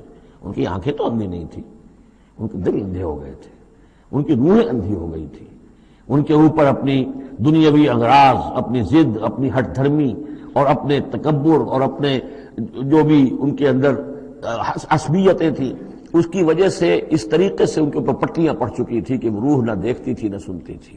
تو یہ ہے اصل میں یہ معاملہ۔ فَإِنَّهَا لَا تَعْمَلُ الْأَبْصَارُ، ایک ہے آنکھیں اندھی، لیکن ہو سکتا ہے اس کا دل جو ہے وہ دوسروں سے کہیں زیادہ دیکھنے والا ہو، لیکن یہ کہ آنکھوں کا اندھا ہونا اتنا بڑی بات نہیں، اتنا دل کا اندھا ہونا۔ فَلَمْ يَسِيرُوا فِي الْأَرْضِ فَتَكُونَ لَهُمْ قُلُوبٌ يَعْقِلُونَ بِهَا، تو کیا یہ زمین میں گھومے پھرے نہیں، پھر ہوتی ہیں ان کے دل کہ جن سے یہ بات کو سمجھتے، او آذان یسمعون بها، یا ہوتے کان، روح کے کان کہ جن سے یہ سنتے، دیدن دیگر آموز سنیدن دیگر آموز، اس لیے کہ ظاہر بات ہے بستیوں کو تو وہ دیکھتے تھے، کتا بھی دیکھ رہا ہے کہ کار آ رہی ہے، اسے بچنا ہے، وہ بھی اپنی جان بچاتا ہے، انسان نے بھی دیکھ لیا اور وہ بھی جان بچانے کے لیے ایک طرف ہو گیا، تو کوئی بڑا فرق نہیں۔ یہ حیوانی جو دیکھنا ہے وہ تو دیکھنا ہے، لیکن انسان کا دیکھنا کچھ اور ہے۔ فَإِنَّهَا لَا تَعْمَى الْأَبْصَارُ وَلَكِنْ تَعْمَى الْقُلُوبُ الَّتِي فِي الصُّدُورِ، اس لیے کہ آنکھیں اندھے نہیں ہوا کرتی بلکہ دل اندھے ہو جاتے ہیں جو سینوں کے اندر ہیں، اس لیے کہ روح کا مسکن قلب ہے، یہ ہم جانتے ہیں، روح کا مسکن قلب ہے، یہ ہم نہیں جانتے کہ کیسے، کس طرح۔ بہرحال دل کو آپ اگر کہیں کاٹیں گے پیٹیں گے تو کہیں وہ آپ کو اس میں روح نظر نہیں آئے گی، وہ غیر مرئی شے ہے، لیکن تعلق اس کا جو ہے وہ قلب انسانی کے ساتھ ہے۔ وَيَسْتَعْجِلُونَكَ بِالْعَذَابِ وَلَنْ يُخْلِفَ اللَّهُ وَعْدَهُ، اور یہ لوگ جلدی مچا رہے ہیں نبی آپ سے عذاب کی، اور اللہ تعالیٰ اپنے وعدے کی ہرگز خلاف ورزی نہیں کرے گا۔ وہ عذاب آئے گا، کس شکل میں آئے گا ابھی اللہ تعالیٰ نے اس کو چھپا کر رکھا ہوا ہے، کب آئے گا وہ بھی اللہ نے چھپایا ہوا ہے۔ وَإِنْ أَدْرِي أَقَرِيبٌ أَمْ بَعِيدٌ مَا تُوعَدُونَ، یہ ہم سورہ انبیاء میں پڑھائے ہیں کہ میں نہیں جانتا ہے نبی، آپ کہہ دیجئے قُلْ إِنْ أَدْرِي أَقَرِيبٌ أَمْ بَعِيدٌ مَا تُوعَدُونَ، کہ جس چیز کا تم سے وعدہ کیا جا رہا ہے، جس چیز کی دھمکی دی جا رہی ہے وہ قریب آ چکی ہے یا دور ہے۔ وَإِنَّ يَوْمًا عِندَ رَبِّكَ كَأَلْفِ سَنَةٍ مِّمَّا تَعُدُّونَ، اور یقیناً ایک دن آپ کے رب کے نزدیک 1000 برس کا ہے اس حساب سے جو تم تعداد جانتے ہو۔ انسانی عام حساب سے جو 1000 برس ہے، دنیا کا ہمارا حساب سے وہ در حقیقت اللہ کا ایک دن ہے۔ یہ مضمون چونکہ قرآن مجید میں پھر سورہ سجدہ میں پھر آئے گا، 2 مرتبہ آیا، تو یہ مضمون یوں سمجھیے کہ یہ محکمات میں سے، یہ متشابہات میں سے نہیں ہے، بات بالکل پختہ ہے، واضح ہے۔ يُدَبِّرُ الْأَمْرَ مِنَ السَّمَاءِ إِلَى الْأَرْضِ ثُمَّ يَعْرُجُ إِلَيْهِ فِي يَوْمٍ كَانَ مِقْدَارُهُ أَلْفَ سَنَةٍ مِّمَّا تَعُدُّونَ، تو اللہ تعالیٰ کی جو تدبیر امر ہے، وہی جو 3 کام ابتدائی جو شاہ ولی اللہ دہلوی رحمۃ اللہ علیہ کی تصنیف حجت اللہ البالغہ کے حوالے سے میں بتا چکا ہوں، ابداع، خلق اور تدبیر۔ تدبیر تیسرا کام ہے۔ اس تیسرے کام کے ضمن میں اللہ کا جو بھی ایک نقشہ بنتا ہے اس کی مشیت کا، وہ 1000 سال کا ہوتا ہے ہمارے حساب سے، اس کا ایک دن ہے، وہ اس کی ایک پلاننگ ہو جاتی ہے، اس کے احکام جو ہے وہ فرشتوں کے حوالے کر دیے جاتے ہیں، اس کی پھر ایگزیکیوشن ہوتی ہے، تو 1000 برس کی پلاننگ ہے ہمارے حساب سے، اللہ کے ہاں وہ ایک دن ہے۔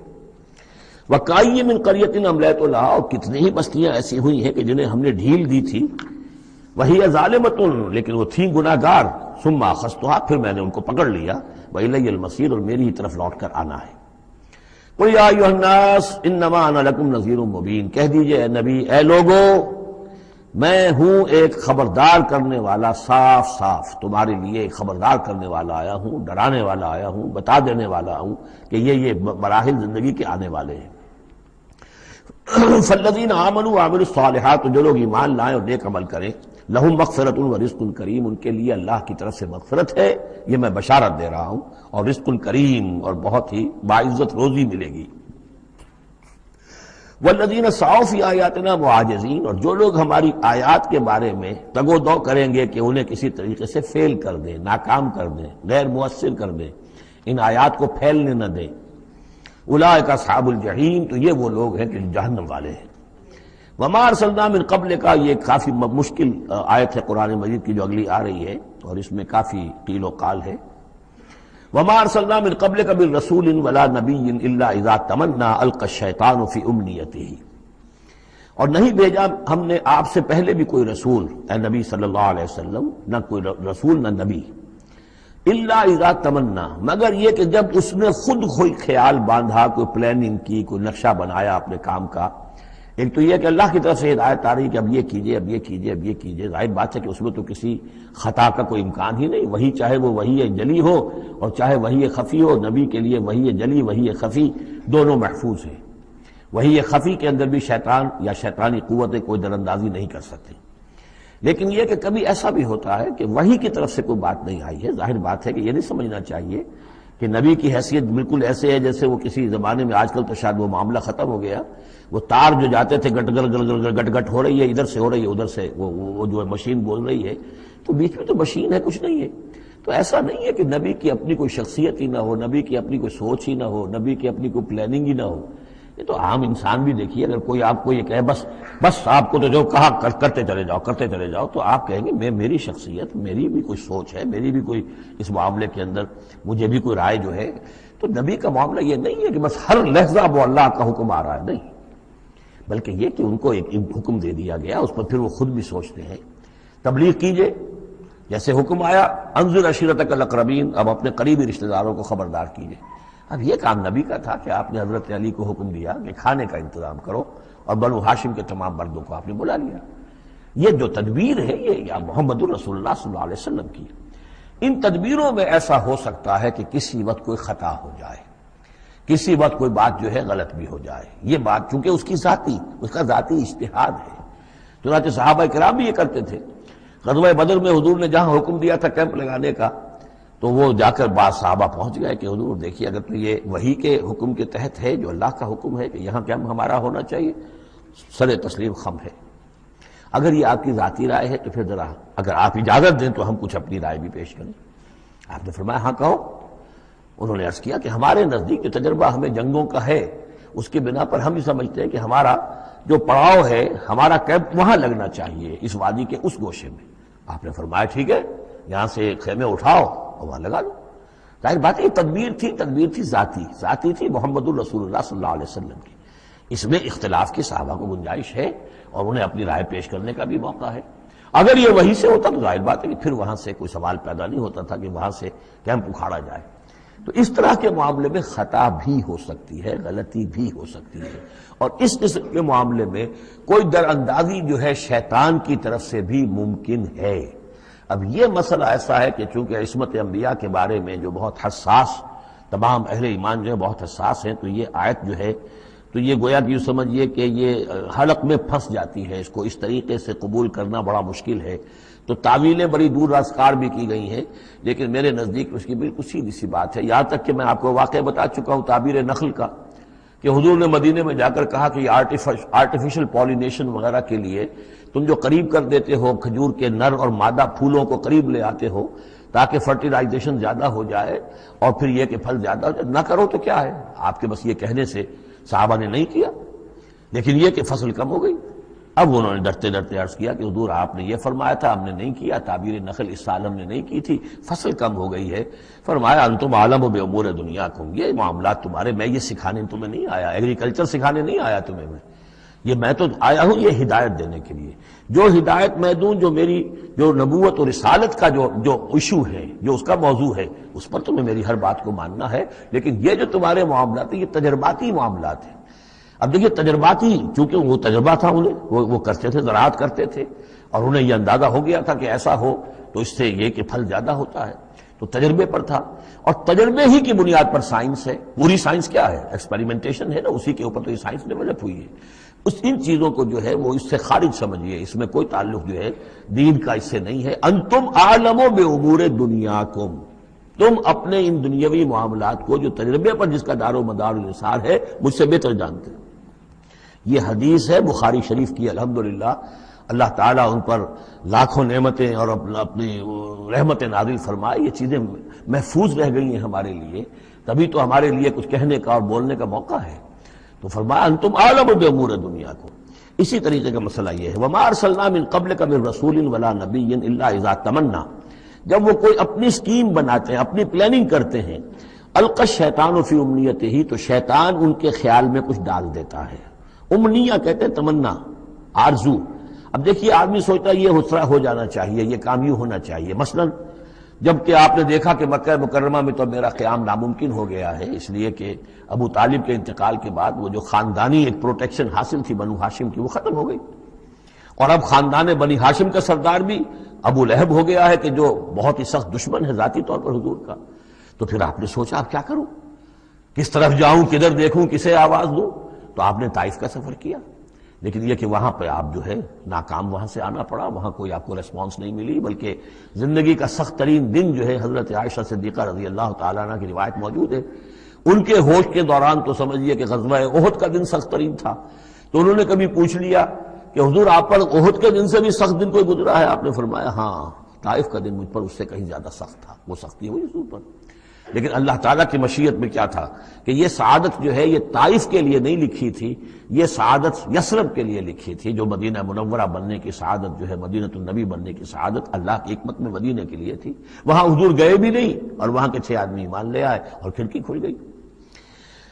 وما ارسلنا من قبلک من رسول ولا نبی الا اذا تمنى القى الشیطان فی امنیته فینسخ اللہ ما یلقی الشیطان، پھر اللہ منسوخ کر دیتا ہے، ختم کر دیتا ہے اس چیز کو کہ جو شیطان نے ڈالا ہوتا ہے۔ ثم یحکم اللہ آیاتہ، پھر اللہ تعالیٰ اپنے فیصلوں کو پختہ کر دیتا ہے۔ یہاں آیت جو ہے آیات ہی فیصلوں کے معنی میں ہے۔ واللہ علیم الحکیم، اور اللہ سب کو جاننے والا کمال حکمت والا ہے۔ یہ توجیہ ہے میرے نزدیک، اور یہ قریب ترین ہے اس توجیہ سے کہ جو موضح القرآن میں شاہ عبد القادر رحمۃ اللہ علیہ ان کی طرف سے ہے، تو اس حوالے سے واقعہ یہ ہے کہ مجھے اس پر کافی اطمینان ہے۔ لِيَجْعَلَ مَا يُلْقِي الشَّيْطَانُ فِتْنَةً فِي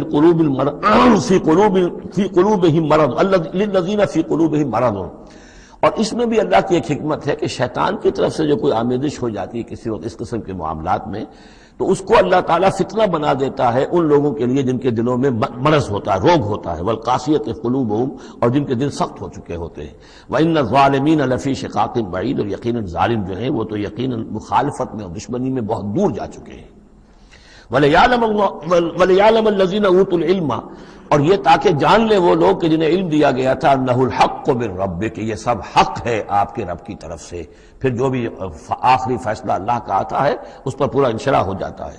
فیؤمنوا بہ، تو وہ اس پر ایمان رکھتے ہیں، فتخبت لہ قلوبہم، اور اس پر ان کے دل جو ہے وہ اللہ کے سامنے جھک جاتے ہیں۔ وَإِنَّ اللَّهَ لَهَادِ الَّذِينَ آمَنُوا إِلَىٰ صِرَاطٍ مُسْتَقِيمٍ، اور یقیناً اللہ تعالیٰ ہدایت دینے والا ہے ان کو جو ایمان لائیں سیدھے راستے کی طرف۔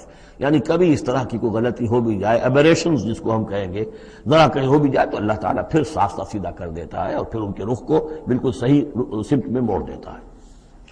وَلَا يَزَالُ الَّذِينَ كَفَرُوا فِي مِرْيَةٍ مِّنْهُ، اور یہ لوگ جو کفر کر رہے ہیں ان کو تو یہ تو شک و شبہ ہی میں رہیں گے، ان کے شکوک و شبہات کبھی ختم ہونے والے نہیں ہیں۔ حتیٰ تأتیہم الساعۃ بغتۃ، یہاں تک کہ یا تو قیامت آ دھمکے ان پر اچانک، اور یاتیہم عذاب یوم عقیم، یا پھر وہ عذاب جو ہے بانج دن کا، یعنی ایسا دن کہ جو خیر سے خالی ہوگا، بانج ہوگا، بانج دن، یوم عقیم کا جو عذاب ہے وہ ان پر مسلط ہو جائے۔ الملک یومئذ للہ، اس دن راج ہوگا پھر صرف اللہ کا، کسی کے پاس کوئی اختیار نہیں ہوگا۔ یحکم بینہم، یعنی یہ کہ آج بھی راج تو اللہ ہی کا ہے، حکم اسی کا چل رہا ہے، لیکن یہ کہ پھر بھی کچھ نہ کچھ پردے پڑے ہوئے ہیں، کچھ نہ کچھ ڈرامے سے ہو رہے ہیں کہ یہاں یہ بادشاہ صاحب ہیں اور یہاں یہ سردار ہے قبیلے کا، کچھ نہ کچھ لوگوں کے نگاہوں کے اوپر پردے پڑے ہوئے ہیں، لیکن ایک دن آئے گا کہ وہ سب پردے اٹھ جائیں گے۔ لمن الملک اليوم للہ الواحد القہار، پکارا جائے گا آج کے دن کس کی بادشاہی ہے؟ اللہ کی جو واحد ہے، قہار۔ یحکم بینہم، وہ ان کے مابین فیصلہ کرے گا۔ فالذین آمنوا وعملوا الصالحات فی جنات النعیم، تو جو لوگ ایمان لائے اور انہوں نے نیک عمل کیے ہوں گے وہ ہوں گے جنتوں میں، نعمتوں والے باغات میں۔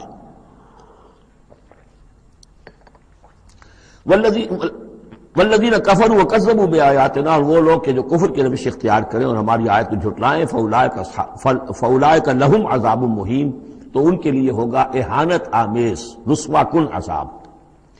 والذین ہاجروا فی سبیل اللہ، اب دیکھیے یہ ہجرت کا، کیونکہ یہ بالکل یعنی مکی دور کے بالکل آخری زمانے کی یہ صورت ہے، بالکل متصل سمجھیے، جیسے کہ ہجرت کے متصل بعد سورہ بقرہ، ہجرت کے بالکل متصل قبل یہ سورہ حج۔ والذین ہاجروا فی سبیل اللہ ثم قتلوا، اور وہ لوگ جنہوں نے ہجرت کی اللہ کی راہ میں، پھر خواہ وہ قتل ہو گئے اور ماتو، یا یہ کہ اپنی طبعی موت مر گئے، لَيَرْزُقَنَّهُمُ اللَّهُ رِزْقًا حَسَنًا، دونوں صورتوں میں اللہ تعالیٰ ان کو لازماً بہت رزق حسن عطا فرمائے گا۔ وَإِنَّ اللَّهَ لَهُوَ خَيْرُ الرَّازِقِينَ، اور یقیناً اللہ ہی ہے بہترین رزق دینے والا۔ لَيُدْخِلَنَّهُمْ مُدْخَلًا يَرْضَوْنَ، اور وہ لازماً داخل کرے گا انہیں ان جگہ، ان مقامات پر کہ جن سے وہ راضی ہو جائیں گے۔ وَإِنَّ اللَّهَ لَعَلِيمٌ حَلِيمٌ، اللہ تعالیٰ یقیناً علیم ہے، سب کچھ جاننے والا، اور حلیم ہے، تحمل والا ہے۔ ذَلِكَ وَمَنْ عَاقَبَ بِمِثْلِ مَا عُوقِبَ بِهِ، یہ تو ہے ہی، اور یہ کہ جو شخص زیادتی کرے، جس نے بدلہ لیا بِمِثْلِ مَا عُوقِبَ بِهِ، جیسا کہ اس پر زیادتی کی گئی تھی، جیسا کہ اس پر ظلم کیا گیا تھا، ثُمَّ بُغِيَ عَلَيْهِ، پھر اس پر مزید زیادتی کی جائے، لَيَنْصُرَنَّهُ اللَّهُ، اللہ تعالیٰ اس کی لازماً مدد کریں گے۔ یعنی جو زیادتیاں ہو چکی ہیں مسلمانوں پر، اب ان کا حق ہے کہ ان کا بدلہ لیں، پھر اگر ان کی طرف سے اضافی زیادتی اور ہوگی تو پھر اللہ تعالیٰ کی طرف سے ان کی مدد کا پختہ وعدہ ہے۔ ان اللہ لعفو غفور، یقیناً اللہ تعالیٰ عفو اور غفور ہے، معاف فرمانے والا، درگزر کرنے والا ہے۔ ذالک بان اللہ یولج اللیل فی النہار، اور یہ اس لیے ہے یعنی یہ کہ اللہ تعالیٰ کا پورا یہ نظام کائنات کا اسی طرح چل رہا ہے، اسی عدل پر، انصاف پر۔ یہ نہ ہو تو جیسے کہ ابھی آیت آئی تھی کہ اگر ایک گروہ کو دوسرے گروہ کے ذریعے سے ہٹاتے نہ رہتے، نیست و نابود نہ کرتے رہتے تو زمین میں فساد بچ جاتا۔ لہدمت صوامع وبیع وصلوات ومساجد یذکر فیہا اسم اللہ کثیرا۔ اس طرح فرمایا کہ ہمارا ایک نظام ہے جو اس دنیا کا ہے، اس طرح کا ایک نظام جو ہے وہ آفاقی بھی ہے۔ ذالک بان اللہ یولج اللیل فی النہار، یہ اس لیے کہ اللہ تعالیٰ رات کو لے آتا ہے دن میں پروتا ہوا، ویولج النہار فی اللیل، اور دن کو لے آتا ہے رات میں پروتے ہوئے، وان اللہ سمیع بصیر، اللہ سب کچھ سننے والا اور دیکھنے والا ہے۔ ذالک بان اللہ هو الحق، یہ اس لیے کہ اللہ ہی حق ہے، ذات برحق، جس کا حق ہونا قطعی ہے، یقینی۔ وانما يدعون من دونه هو الباطل، اور جس کو وہ پکار رہے ہیں اس کے سوا وہ سب باطل ہے، آدر ہوا ہے، ان کی کوئی حیثیت نہیں۔ وان اللہ هو العلی الکبیر، اور یہ کہ یقیناً اللہ تعالیٰ ہی ہے سب سے بلند و بالا اور سب سے بڑا۔ الم تر ان اللہ انزل من السماء ماء، کیا تم نے دیکھا نہیں کہ اللہ نے اتارا آسمان سے پانی، فتصبح الارض مخضرا، تو زمین سبز ہو جاتی ہے، سرسبزی شادابی نظر آتی ہے۔ ان اللہ لطیف خبیر، یقیناً اللہ تعالیٰ بڑی ہی خفیہ تدبیریں کرنے والا اور ہر شے سے باخبر ہے۔ باریک بین بھی اس کے معنی ہے لطیف کے، اور خفیہ تدبیر کرنے والا۔ لہو ما فی السماوات و ما فی الارض، جو کچھ آسمانوں میں ہے وہ بھی اسی کا ہے، اور جو کچھ زمین میں ہے وہ بھی اسی کا ہے۔ وان اللہ لہو الغنی الحمید، اور یقیناً اللہ تعالیٰ الغنی ہے، یعنی اسے کوئی احتیاج نہیں، الحمید ہے، اپنی ذات میں خود محمود ہے، ستودہ صفات ہے، اسے کسی حمد کی ضرورت نہیں۔ الم تر ان اللہ سخر لکم ما فی الارض والفلک تجری فی البحر بامرہ، کیا تم نے دیکھا نہیں کہ اللہ تعالیٰ نے تمہارے لیے مسخر کر دیا ہے، تمہاری خدمت گزاری میں، تمہاری ضروریات کی بہم رسانی میں لگا دیا ہے ان سب چیزوں کو جو زمین میں ہے، والفلک، اور کشتی کو، تجری فی البحر بامرہ، جو چلتی ہے سمندر میں اور دریا میں اس کے حکم سے، وَيُمْسِكُ السَّمَاءَ أَن تَقَعَ عَلَى الْأَرْضِ، اور وہی ہے جو تھامے ہوئے آسمان کو کہ وہ گر نہ جائے زمین پر، الا بإذنہ، مگر اس کے حکم سے۔ ان اللہ بالناس لرؤوف الرحیم، یقیناً اللہ تعالیٰ انسانوں کے حق میں بہت ہی شفیق ہے، نرمی کرنے والا ہے اور مہربان ہے۔ وَهُوَ الَّذِي أَحْيَاكُمْ، وہی ہے جس نے تمہیں زندہ کیا، یعنی پہلے تم مردہ تھے۔ یہ سورہ بقرہ میں بھی آیت آپ دیکھ چکے ہیں، بالکل اس کے ہم وزن آ رہی ہے۔ کیف تکفرون باللہ وکنتم امواتا فاحیاکم ثم یمیتکم ثم یحییکم ثم الیہ ترجعون۔ اب یہاں صرف یہ کہ کنتم امواتا کے الفاظ کو دوبارہ نہیں لائے، هو الذی احیاکم ثم یمیتکم ثم یحییکم، تم مردہ تھے پھر تمہیں زندہ کیا، پھر تمہیں موت دے گا پھر زندہ کرے گا۔ مردہ تھے یعنی یہ ہمارا وہ دور ہے جبکہ روحانی عالم ارواح میں ہم سے عہد لینے کے بعد ہمیں سلا دیا گیا، الست بربکم، اس کے بعد کسی کولڈ سٹوریج کے اندر تمام ارواح کو رکھ دیا گیا۔ وہ ہماری پہلی موت تھی، پہلی نیند تھی جو ہم سوئے رہے، اس کے بعد جاگے ہیں تو اس عالم خلق کے اندر کسی رحم مادر کے اندر وہ روح جو ہے وہ لا کر ایک جنین کے ساتھ جوڑ دی گئی، یہ ہمارا احیاء اول ہو گیا۔ اس کے بعد پھر یہاں ہم رہیں گے تو یہ زندگی ہے دوسری، اور اس کے بعد جب موت ہوگی تو احیاء یہ اماتہ ثانی ہو جائے گا، پھر اللہ اٹھائے گا بعد بعد الموت، وہ احیاء ثانی ہو جائے گا۔ یہ سورہ غافر میں مضمون آئے گا، اس کا کلائمیکس جو ہے سورہ غافر میں ہے۔ وَهُوَ الَّذِي أَحْيَاكُمْ ثُمَّ يُمِيتُكُمْ ثُمَّ يُحْيِيكُمْ إِنَّ الْإِنسَانَ لَكَفُورٌ، یقیناً انسان جو ہے وہ ناشکرا ہے۔ لِكُلِّ أُمَّةٍ جَعَلْنَا مَنْسَكًا هُمْ نَاسِكُوهُ، ہم نے ہر امت کے لیے ان کے قربانی کے طریقے، طور طریقے، عبادات کے آداب ہم نے مقرر کر دیے ہیں جو اس کی پیروی کرتے ہیں۔ فَلَا يُنَازِعُنَّكَ فِي الْأَمْرِ، تو انہیں آپ سے جھگڑنا نہیں چاہیے، یعنی یہ کہ اگر یہود کے ہاں کوئی اور طریقے تھے قربانی کے تو اور یہاں بنی اسماعیل کے لیے ہم نے کچھ اور مقرر کیے، مسلمانوں کو اب کچھ اور طریقے ہم بتا رہے ہیں، تو اس میں کوئی حرج نہیں ہے، اس میں جھگڑنے کی ضرورت بات نہیں۔ یہ پہلے پڑھ چکے ہیں اسی صورت میں کہ ہم نے ہر امت کے لیے منسک مقرر کیے ہیں۔ وَلِكُلِّ أُمَّةٍ جَعَلْنَا مَنْسَكًا لِيَذْكُرُوا اسْمَ اللَّهِ عَلَىٰ مَا رَزَقَهُم مِّن بَهِيمَةِ الْأَنْعَامِ فَإِلَٰهُكُمْ إِلَٰهٌ وَاحِدٌ فَلَهُ أَسْلِمُوا وَبَشِّرِ الْمُخْبِتِينَ۔ تو ہر قوم کے لیے، ہر امت کے لیے اللہ تعالیٰ نے قربانی کے قواعد و ضوابط بنائے، تو وہ اس کی پیروی کرتے ہیں۔ فَلَا يُنَازِعُنَّكَ فِي الْأَمْرِ، تو انہیں جھگڑنا نہیں چاہیے نبی آپ سے اس معاملے میں۔ وَادْعُ إِلَىٰ رَبِّكَ، اور اپنے رب کی طرف آپ بلاتے رہیے۔ إِنَّكَ لَعَلَىٰ هُدًى مُسْتَقِيمٍ، یقیناً آپ تو ہدایت کے، سیدھی ہدایت کے راستے پر ہیں۔ وَإِن جَادَلُوكَ، اور اگر یہ آپ سے جھگڑے، فَقُلْ اللَّهُ أَعْلَمُ بِمَا تَعْمَلُونَ، تو کہیے بھئی اللہ کو بہتر معلوم ہے جو آپ کر رہے ہیں۔ میں جو سمجھتا ہوں حق ہے، جو حق میرے پاس آئے میں اس کی پیروی کر رہا ہوں. آپ اگر اپنی جگہ سمجھتے ہیں کہ آپ زیادہ حق پر ہیں تو ٹھیک ہے، آپ جانیں، آپ کا رب جانے.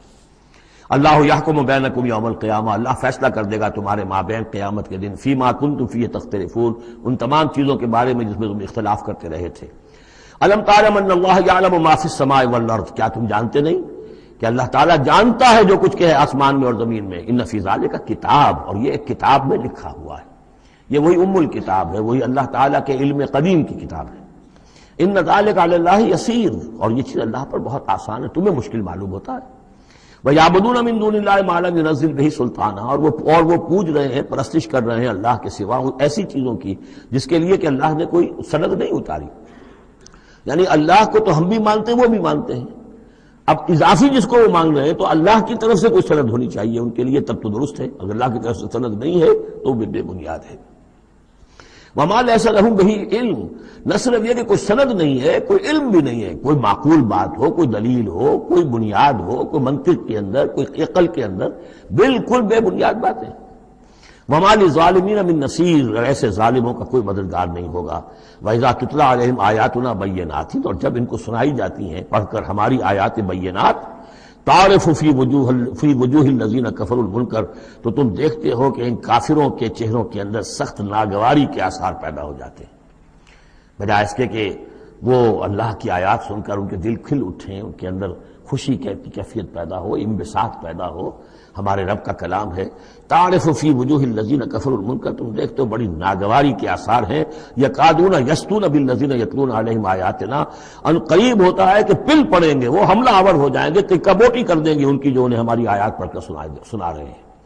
قل افانبئکم بشر من ذالکم، ان سے کہیے تو کیا میں تمہیں بتاؤں جس قدر تمہیں ناگواری اس وقت ہو رہی ہے، تم پر بڑی سختی بیت رہی ہے اللہ کی آیات جو تمہیں سنائی جا رہی ہیں، کیا اس سے بھی زیادہ بری بات کون سی ہے بتاؤں؟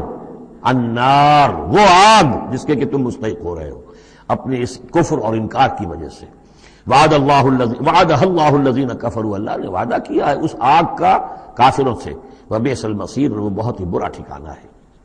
اب جو یہ آخری رکوع آ رہا ہے سورہ مبارکہ کا، اس کے ترجمے سے پہلے مجھے تھوڑی سی تمہیداً کچھ بات عرض کرنی ہے. یہ جو ایک دعوت رجوع القرآن کی ایک تحریک ہم نے شروع کی، اور الحمدللہ کہ میں اس میں اپنی زندگی کے لگ بھگ 35 برس اب صرف کر چکا ہوں، اور اسی کے پھر کوکھ سے تنظیم اسلامی اور تحریک خلافت نے جنم لیا ہے. اس دعوت رجوع القرآن کی جو بنیاد ہے اور جس کو کہ میں نے ذریعہ بنایا ہے قرآن مجید سے لوگوں کو متعارف کرانے کا، اور قرآن مجید کے ذریعے سے دین کے جامع تصور کو لوگوں کے سامنے پیش کرنے کا، اور قرآن مجید کے ذریعے سے دین کی طرف سے جو بنیادی فرائض ہم پر عائد ہوتے ہیں اس کا ایک جامع تصور دینے کا جو میں نے کام کیا ہے، اس کے لیے ذریعہ میں نے بنایا ہے ایک منتخب نصاب کو، مطالعہ قرآن حکیم کا منتخب نصاب. یہ جو منتخب نصاب ہے یہ تقریباً کل قرآن کے 1/15 حجم کے اندر یوں سمجھیے کہ 2 پاروں کے لگ بھگ ہے، مائنس پلس کم و بیش 2 پارے ہوں گے. تو اس میں ان آیات کو لیا گیا ہے کہ جن میں ایک تو یہ کہ دین کا جامع تصور بہت مختصر الفاظ میں سامنے آ جائے، اور جو فرائض دینی ہیں جس کا کہ ہم سے باز پرس ہونی ہے، جس کے بارے میں پوچھ گچھ ہونی ہے، تو اس کا صحیح تصور ہمیں معلوم ہے. نماز روزہ یہ تو فرض ہے، سب جانتے ہیں. اس کے علاوہ بھی کوئی چیز فرض ہے، کسی چیز کے بارے میں ہم مسئول ہیں، ذمہ داری ہماری ہے یا نہیں ہے. تو وہ جو منتخب نصاب ہے اس کے مختلف جو حصے ہیں، ہم کچھ حصوں سے گزرے ہیں، لیکن یہ میں آج سوچ رہا تھا کہ جیسے میں نے آپ کو بتایا تھا کہ حروف مقطعات کا معاملہ یہ ہے کہ 29 حروف ہیں یا 28 حروف ہیں عربی زبان کے الفابیٹس جو ہیں، شروع کے حصوں میں سے حروف میں سے بہت کم ہے جو حروف مقطعات میں آئے، اور آخری جو حصہ ہے اس کے تختی کے، اس کے بہت سے حروف ہیں، اکثر و بیشتر ہیں کہ جو حروف مقطعات میں آئے. تو یہ پہلی مرتبہ میرا ذہن ادھر گیا ہے کہ ہمارے اس منتخب نصاب میں بھی یہ چیز کوئی میرے پیش نظر نہیں تھی کہ جان بوجھ کر ایسا کیا ہو. زیادہ حصے اسباق وہی ہیں کہ جو نصف ثانی سے متعلق ہیں، بلکہ قرآن مجید کے آخری حصے سے زیادہ جو ہیں وہ اس میں مقامات اور آیات اور رکوع یا صورتیں شامل ہوئی ہیں. لیکن اس وقت اس کا تعارف میں یہ کرا رہا ہوں کہ اس کا ایک بڑا مرکزی درس ہے کہ جو اگلی جو یہ رکوع آ رہا ہے جو 6 آیات پر مشتمل ہے، یہ اس کا بڑا مرکزی درس ہے. یہ جو میرا منتخب نصاب ہے اس کے 6 حصے ہیں. نقطہ آغاز ہے سورۃ العصر، والعصر ان الانسان لفی خسر الا الذین آمنوا وعملوا الصالحات وتواصوا بالحق وتواصوا بالصبر. مختصر ترین صورت، جامع ترین صورت، انسان کی نجات کے یہ 4 لوازم ہیں: ایمان، عمل صالح، تواصی بالاقتواص بالصبر۔ پھر 3 اور مقامات ہم نے اس میں ایسے ہی جامع مقامات جس میں یہ چاروں چیزیں تقریباً بیان ہوئی ہیں وہ شامل کر کے وہ پہلا حصہ ہو گیا۔ اس کا ایک درس ہم گزر چکے ہیں سورہ بقرہ میں، آیت البر، اس کا درس نمبر 2 ہے۔ لیس البر ان تولوا وجوہکم قبل المشرق والمغرب، نیکی جو تم نے سمجھی ہوئی ہے، کسی نے کسی شے کو نیکی سمجھا ہوا، کسی نے کسی کو نیکی سمجھا ہوا ہے، اصل نیکی کیا ہے، پوری نیکی کیا ہے، نیکی کی روح کیا ہے، جڑ بنیاد کیا ہے، نیکی کے مظاہر کیا ہیں، ان مظاہر میں پھر اقدمیت کس چیز کی ہے، اولیت کس شے کی ہے، ثانوی درجے میں کون سی ہے، پھر چوٹی کیا ہے، سمم بونم کیا ہے، سب سے اونچا جو مقام ہے، جو مقام مطلوب ہے وہ کیا ہے۔ اسی طریقے سے پھر اس کا دوسرا حصہ جو ہے اس منتخب نصاب کا، اس میں کچھ ایمان سے متعلق مباحث ہیں۔ ایمان کن چیزوں کا نام ہے، کیسے ایمان وجود میں آتا ہے، تو اس میں سورہ فاتحہ بھی ہے، وہ بھی ہم پڑھ چکے ہیں، اور پھر سورہ آل عمران کا جو آخری رکوع کی آیات تھی، ان فی خلق السماوات والارض واختلاف اللیل والنہار یہ بھی جو ہے لآیات لأولی الالباب۔ پھر یہ کہ ایک اور سبق اس کا وہ ہے جو اگلی جو صورت آج ہی ہم پڑھیں گے انشاءاللہ، سورہ نور کا جو 5واں رکوع ہے وہ بھی اس کا ایک سبق ہے۔ آج کے ہمارے اس حصے میں اصل میں 3 اسباق آ رہے ہیں کہ جو اس منتخب نصاب کے، اسی لیے میں نے مناسب سمجھا کہ اس منتخب نصاب کا آپ سے تعارف کرا دوں۔ پھر یہ تیسرا حصہ اس کا جو ہے وہ اعمال صالحہ، عمل صالح کی تفصیل کیا ہے، انفرادی سطح پر کیا عمل ہونا چاہیے، اجتماعی سطح پر کیا ہونا چاہیے، معاشرتی سطح پہ کیسے ہونا چاہیے، ریاستی سطح پر کیا ہونا چاہیے۔ تو اس میں خاص طور پہ معاشرتی سطح سے متعلق وہ سورہ بنی اسرائیل کے 2 رکوع ہم پڑھ چکے ہیں جو 15ویں پارے میں آئے، سورہ بنی اسرائیل میں 3 اور 4 رکوع، جو میں نے عرض کیا تھا کہ یہ 10 کمانڈمنٹس جو ہیں تورات کے، گویا کہ ان کی یہ تعبیر ہے، قرآن مجید کی تشریح یہ ہے ان کی۔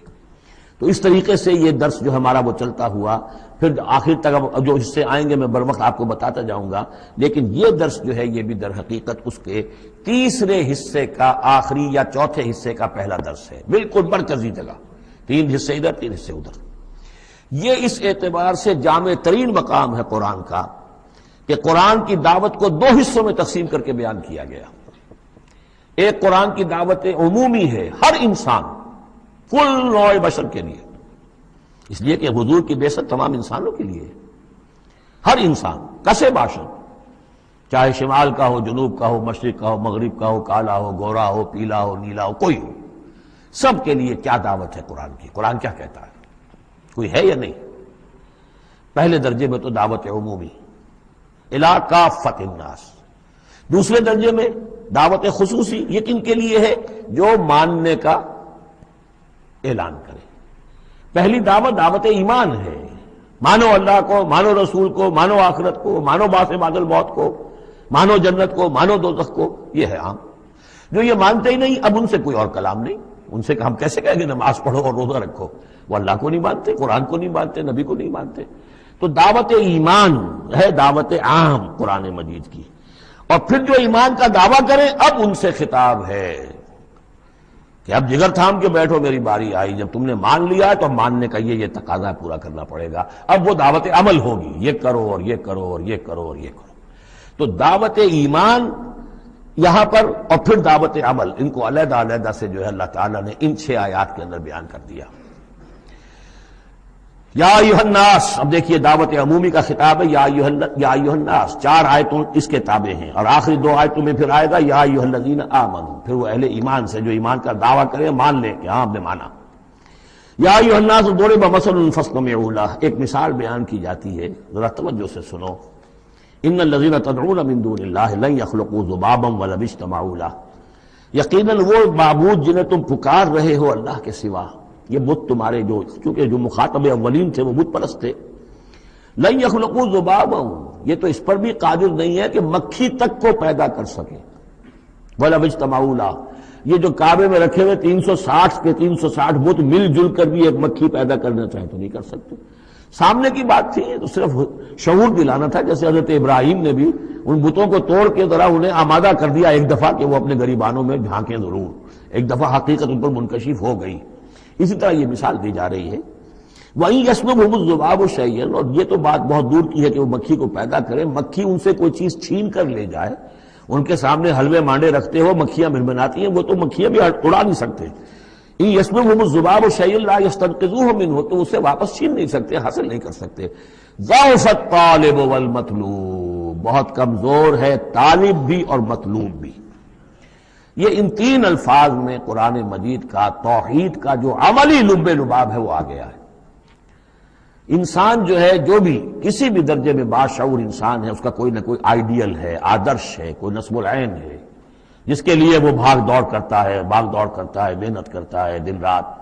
تو ظاہر بات ہے کہ وہ آئیڈیل گھٹیا ہوگا تو انسان بھی گھٹیا ہوگا، آئیڈیل اونچا ہوگا تو انسان بھی اونچا ہوگا۔ یہ دونوں چیزیں جو ہے کورسپونڈنگ جائیں گی۔ اگر آپ کا مقصود ہی پست ہے تو ظاہر بات ہے آپ کی اپنی شخصیت بھی بڑی پست ڈیولپ ہوگی۔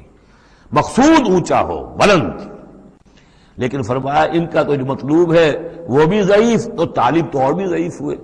جن کا مطلوب وہ بنے ہوئے ہیں کہ جو مکھی تک نہیں اڑا سکتے، تو طالبوں کا کیا حال ہوگا؟ قیاس کن گلستان من بہار مرا۔ لیکن یہ وہی مضمون ہے جو سورہ بقرہ میں آ چکا ہے۔ وَمِنَ النَّاسِ مَن يَتَّخِذُ مِن دُونِ اللَّهِ أَندَادًا يُحِبُّونَهُم كَحُبِّ اللَّهِ، لوگوں میں سے کچھ ایسے ہیں جو اللہ کے مد مقابل بنا کر کچھ اور چیزوں سے محبت شروع کر دیتے جیسے کہ اللہ سے محبت کرنی چاہیے تھی۔ اصل میں تو انسان کو بنایا گیا کہ لا محبوب الا اللہ، لا مقصود الا اللہ، لا مطلوب الا اللہ، مطلوب اللہ کے سوا کوئی نہ رہے۔ باقی ذرائع ہیں، زندہ رہنے کے لیے روٹی کھانی ہے، محنت کرنی ہے، ہل چلانا ہے، ذرائع ہے، مطلوب نہیں ہے۔ نہ کھیتی مطلوب ہے، نہ دکان مطلوب ہے، نہ پروفیشن مطلوب ہے، نہ ڈاکٹری، نہ انجینئرنگ، کوئی شے مطلوب نہیں۔ نہ دنیا مطلوب ہے، نہ اولاد مطلوب ہے، مطلوب صرف اللہ۔ یہ ہے توحید کا لب لباب۔ لا مطلوب الا اللہ، لا مقصود الا اللہ، لا محبوب الا اللہ۔ لیکن جو لوگ یہاں تک نہیں پہنچ سکتے، جیسے جس شخص کو بہت سخت بھوک لگی ہو، اگر اچھی چیز کھانے کو نہیں ملے گی تو برے میں بھی منہ مارے گا۔ اگر ان کا ذہن وہاں تک نہیں پہنچا، اگر ان کے ذہن کی پستی کا یہ عالم ہے کہ اللہ کی معرفت حاصل نہیں کر سکے، اللہ ان کا محبوب اور مطلوب و مقصود اصلی نہ بن سکا، تو کسی اور کو اللہ کی جگہ رکھ کر اور وہ پوجنا شروع کر دیتے ہیں۔ کوئی آئیڈیلی ہے، کوئی وطن ہے، کوئی قوم ہے، اور کچھ نہیں تو میرا اپنا نفس ہے، اپنے ہی حسن کا دیوانہ بنا پھرتا ہوں، اپنی ہی حریم ذات کے گرد طواف ہو رہا ہے۔ ضعف الطالب والمطلوب ما قدر اللہ حق قدرہ، یہ اللہ کی قدر نہ کر سکے، اللہ کا اندازہ نہ کر سکے، معرفت حاصل نہ کر سکے اللہ کی جیسے کہ اس کے معرفت کا حق تھا۔ اللہ کو پہچان لیتے تو کسی اور سے کاہے کو لو لگاتے؟ حسین ترین کو اگر دیکھ لیں گے تو کمتر کو کون پھر پوچھے گا؟ تو دیکھ نہیں پائے ہیں جلال خداوندی کا کوئی نقشہ ان کے سامنے، جلال و جمال و کمال خداوندی کی کوئی جھلک نہیں دیکھ پائے، لہذا وہ عاشق بنے پھر رہے دنیا کے عروس ہزار داماد کے۔ ما قدر اللہ حق قدرہ ان اللہ لقوی عزیز، یقینا اللہ تعالیٰ قوی ہے، توانا ہے، طاقت والا ہے اور زبردست ہے۔ اللہ یصطفی من الملائکۃ رسلا ومن الناس، دو آیتوں میں تو بات آ گئی توحید اور شرک کی، اب ایک آیت میں رسالت۔ اللہ چن لیتا ہے فرشتوں میں سے بھی اپنے پیغامبر اور انسانوں میں سے بھی۔ ان اللہ سمیع بصیر، اللہ سمیع اور بصیر ہے۔ ادھر سے چن لیا جبرائیل کو اور اپنی وحی دے دی، ادھر سے چن لیا محمد کو صلی اللہ علیہ وسلم اور جبریل سے کہا کہ محمد کو پہنچا دو، تاکہ محمد اپنے ابنائے نو کو، انسانوں کو لوگ پہنچا دیں۔ تو یہ گویا کہ دو لنکس ہیں، ایک فرشتہ رسول ملک، ایک رسول بشر، جبرائیل اور محمد صلی اللہ علیہ وسلم۔ ان اللہ سمیع بصیر، اللہ تعالیٰ سب کو سننے والا اور دیکھنے والا ہے۔ یعلم ما بین ایدیہم وما خلفہم، وہ جانتا ہے جو کچھ کہ ان کے سامنے ہے، جو کچھ ان کے پیچھے ہے۔ وإلی اللہ ترجع الامور، اور پھر تمام معاملات اللہ ہی کی طرف لوٹا دیے جائیں گے۔ یہ آخرت آ گئی، توحید، رسالت، آخرت، یہ ہے ثلاثی، یہ امور ثلاثہ ہے جن پر ایمان کی دعوت، اور یہ دعوت ہے یا ایھا الناس، اے بنی نوع آدم، اے انسانوں۔ اب بات ہے دوسرے مرحلے پر، جنہوں نے کہا اچھا جی ہم نے مانا اللہ کو، مانا رسول کو، مانا ہم نے آخرت کو، بعث بعد الموت کو، ہم تسلیم کرتے ہیں انا للہ و انا الیہ راجعون۔ تو اب ہے عمل کا مرحلہ۔ یا ایھا الذین آمنوا، اے وہ لوگوں جو ایمان کا دعویٰ کر رہے ہو، اقرار کر رہے ہو۔ اب بات بدل گئی، اب دیکھیے فعل امر آ رہے ہیں۔ پہلے میں فعل امر کوئی تھا ہی نہیں، سوائے اس کے کہ ضرب مثل فاستمعوا لہ، بس وہ ایک فعل امر آیا تھا، ذرا باتوجہ سے سنو، باقی کچھ نہیں۔ حقائق بیان کر دیے، توحید، رسالت، معاد۔ اب جو لوگ ان کو مانتے ہیں، یا ایھا الذین آمنوا ارکعوا واسجدوا واعبدوا ربکم وافعلوا الخیر لعلکم تفلحون، اے ایمان کے دعوے دارو رکوع کرو، جھکو اللہ کے سامنے، واسجدوا اور جھکو، پروسٹریٹ بیفور ہم، اس کے سامنے سر بسجود ہو جاؤ، وَاعْبُدُوا رَبَّكُمْ، اور اپنے رب کی بندگی، مکمل بندگی، ٹوٹل بندگی، اس کی پرستش نہیں، بندگی بھی، زندگی آمد برائے بندگی، زندگی بے بندگی شرمندگی، وَافْعَلُوا الْخَيْرَ، اور نیک کام کرو، بھلے کام کرو۔ اب بھلا کام کون سا رہ گیا؟ وَاعْبُدُوا میں تو سب کچھ آ گیا، بھلا کام کیا ہے؟ عبادت میں تو جو اللہ نے حکم دیا وہ ہم نے کر دیا، ہم نے بندگی کا حق ادا کر دیا۔ اب فعل خیر کیا ہے؟ وہ یہ ہے کہ خدمت خلق میں اپنے آپ کو لگا دو، اور خدمت خلق صرف یہ نہیں ہے کہ بھوکے کو کھانا کھلا دیا جائے، یہ بھی خدمت خلق ہے۔ سب سے بڑی خدمت خلق کیا ہے؟ ان کی عاقبت سنوارنے کی کوشش کرو، یہ سموچے جہنم کے اندر جا رہے ہیں، گویا کہ دعوت، ان کو بچاؤ، ان لوگوں کو اس حقائق سے خود بھی جن سے کہ تم آشنا ہو گئے ہو، جو حقائق تم پر منکشف ہو گئے ہیں، ان سے انہیں بھی روشناس کرو تاکہ ان کی عاقبت سنور جائے، ان کی بھی زندگی درست ہو جائے۔ لعلکم تفلحون، یہ کرو گے تو فلاح پاؤ گے۔ بہت اہم نکتہ ہے یہ۔ ایمان کے دعوے دارو یہ نہ سمجھ بیٹھو بس ایمان لے آئے تو بس فلاح ہی فلاح ہے، کامیابی ہو گئی بس، نہیں، یہ شہادت گاہ الفت میں قدم رکھنا ہے، یہ تو ابھی قدم رکھا ہے آپ نے، اب یہ کرو اور یہ کرو اور یہ کرو اور یہ کرو تاکہ فلاح پاؤ۔ اگر اس کے بغیر اللہ کی توقع کیے بیٹھے ہو تو یہ تمہارا اپنا خیال ہے، وشفل تھنکنگ ہے۔ تلک امانیکم قل ہاتوا برہانکم ان کنتم صادقین، یہ تو پھر تمہاری اپنے من گھڑت خیالات ہیں۔ اور اس سے بھی اگلا حکم ہے وجاہدوا فی اللہ حق جہادہ، جہاد کرو پھر اللہ کے لیے جیسا کہ اس کے لیے جہاد کا حق ہے۔ جی نہیں، یہ سجدہ جو ہے صرف حضرت شافعی کے نزدیک ہے، امام شافعی کے۔ وجاہدوا فی اللہ حق جہادہ، اور جہاد کرو اللہ کے لیے جیسا کہ اس کے لیے جہاد کا حق ہے۔ هو اجتباکم، اس نے تمہیں چن لیا ہے۔ کیا مانی؟ اب نبوت محمد پر ختم ہو رہی ہے صلی اللہ علیہ وسلم، اب آئندہ جبریل کسی کے پاس وحی نہیں لائیں گے کہ پھر وہ وحی پہنچائے لوگوں کو۔ اب یہ کام یہ کہ وہی جو جبریل وحی لائے اور جو محمد نے تمہیں پہنچا دی، اب تمہیں پہنچانی ہے پوری نوع انسانی کی تک۔ یہ ہے تیسری لنک، هو اجتباکم، اپنے نصیب پر فخر کرو، اللہ نے تمہیں چن لیا ہے، سلیکٹ کر لیا ہے۔ یہ بالکل وہی مضمون اب آ گیا جو سورہ بقرہ میں آیا تھا، وَكَذَلِكَ جَعَلْنَاكُمْ أُمَّةً وَسَطًا لِتَكُونُوا شُهَدَاءَ عَلَى النَّاسِ وَيَكُونَ الرَّسُولُ عَلَيْكُمْ شَهِيدًا، وہی مضمون آ رہا ہے، هُوَ اجْتَبَاكُمْ وَمَا جَعَلَ عَلَيْكُمْ فِي الدِّينِ مِنْ حَرَجٍ، اور تمہارے لیے تو ہم نے دین کے اندر کوئی تنگی رکھی ہی نہیں، ملت ابیکم ابراہیم، یہ تمہارے جد ابراہیم ہی کی ملت ہے۔ هُوَ سَمَّاكُمُ الْمُسْلِمِينَ، اسی نے تمہارا نام مسلم رکھا ہے، اللہ نے تمہیں اس مسلم کا خطاب دیا ہے۔ حضرت ابراہیم نے بھی یہی کہا تھا، ربنا وجعلنا مسلمین لک ومن ذریتنا امۃ مسلمۃ لک، ہماری امت میں سے بھی ایک امت مسلمہ اٹھائی ہو، من قبل وفی ھذا، اس سے پہلے بھی اور اس میں بھی، لیکون الرسول شہیدا علیکم وتکونوا شہداء علی الناس، وہی مضمون جو سورہ بقرہ میں تھا، وکذالک جعلناکم امۃ وسطا لتکونوا شہداء علی الناس ویکون الرسول علیکم شہیدا۔ فرق کیا ہے؟ وہاں پہلے امت کا ذکر ہے پھر رسول کا ذکر، یہاں پہلے رسول کا ذکر ہے پھر امت کا ذکر۔ لِيَكُونَ الرَّسُولُ شَهِيدًا عَلَيْكُمْ وَتَكُونُوا شُهَدَاءَ عَلَى النَّاسِ فَأَقِيمُوا الصَّلَاةَ، پس اس کو اپنی پوری طرح سمجھنے کے بعد اب بسم اللہ کرو، قدم آگے بڑھاؤ، تو سب سے پہلے قدم کہاں بڑھاؤ گے؟ فَأَقِيمُوا الصَّلَاةَ وَآتُوا الزَّكَاةَ، نماز قائم کرو، زکوٰۃ ادا کرو، واعتصموا باللہ، اور اللہ کے ساتھ چمٹ جاؤ، اللہ کے دامن سے وابستہ ہو جاؤ۔ ہوا مولاکم، وہ تمہارا مولا ہے، مددگار ہے، پشت پناہ ہے، حمایتی ہے۔ فنعم المولا ونعم النصیر، کیا ہی اچھا ہے حمایتی اور کیا ہی اچھا ہے مددگار۔ بارک اللہ لی ولکم فی القرآن العظیم ونفعنی وإیاکم بالآیات والذکر الحکیم۔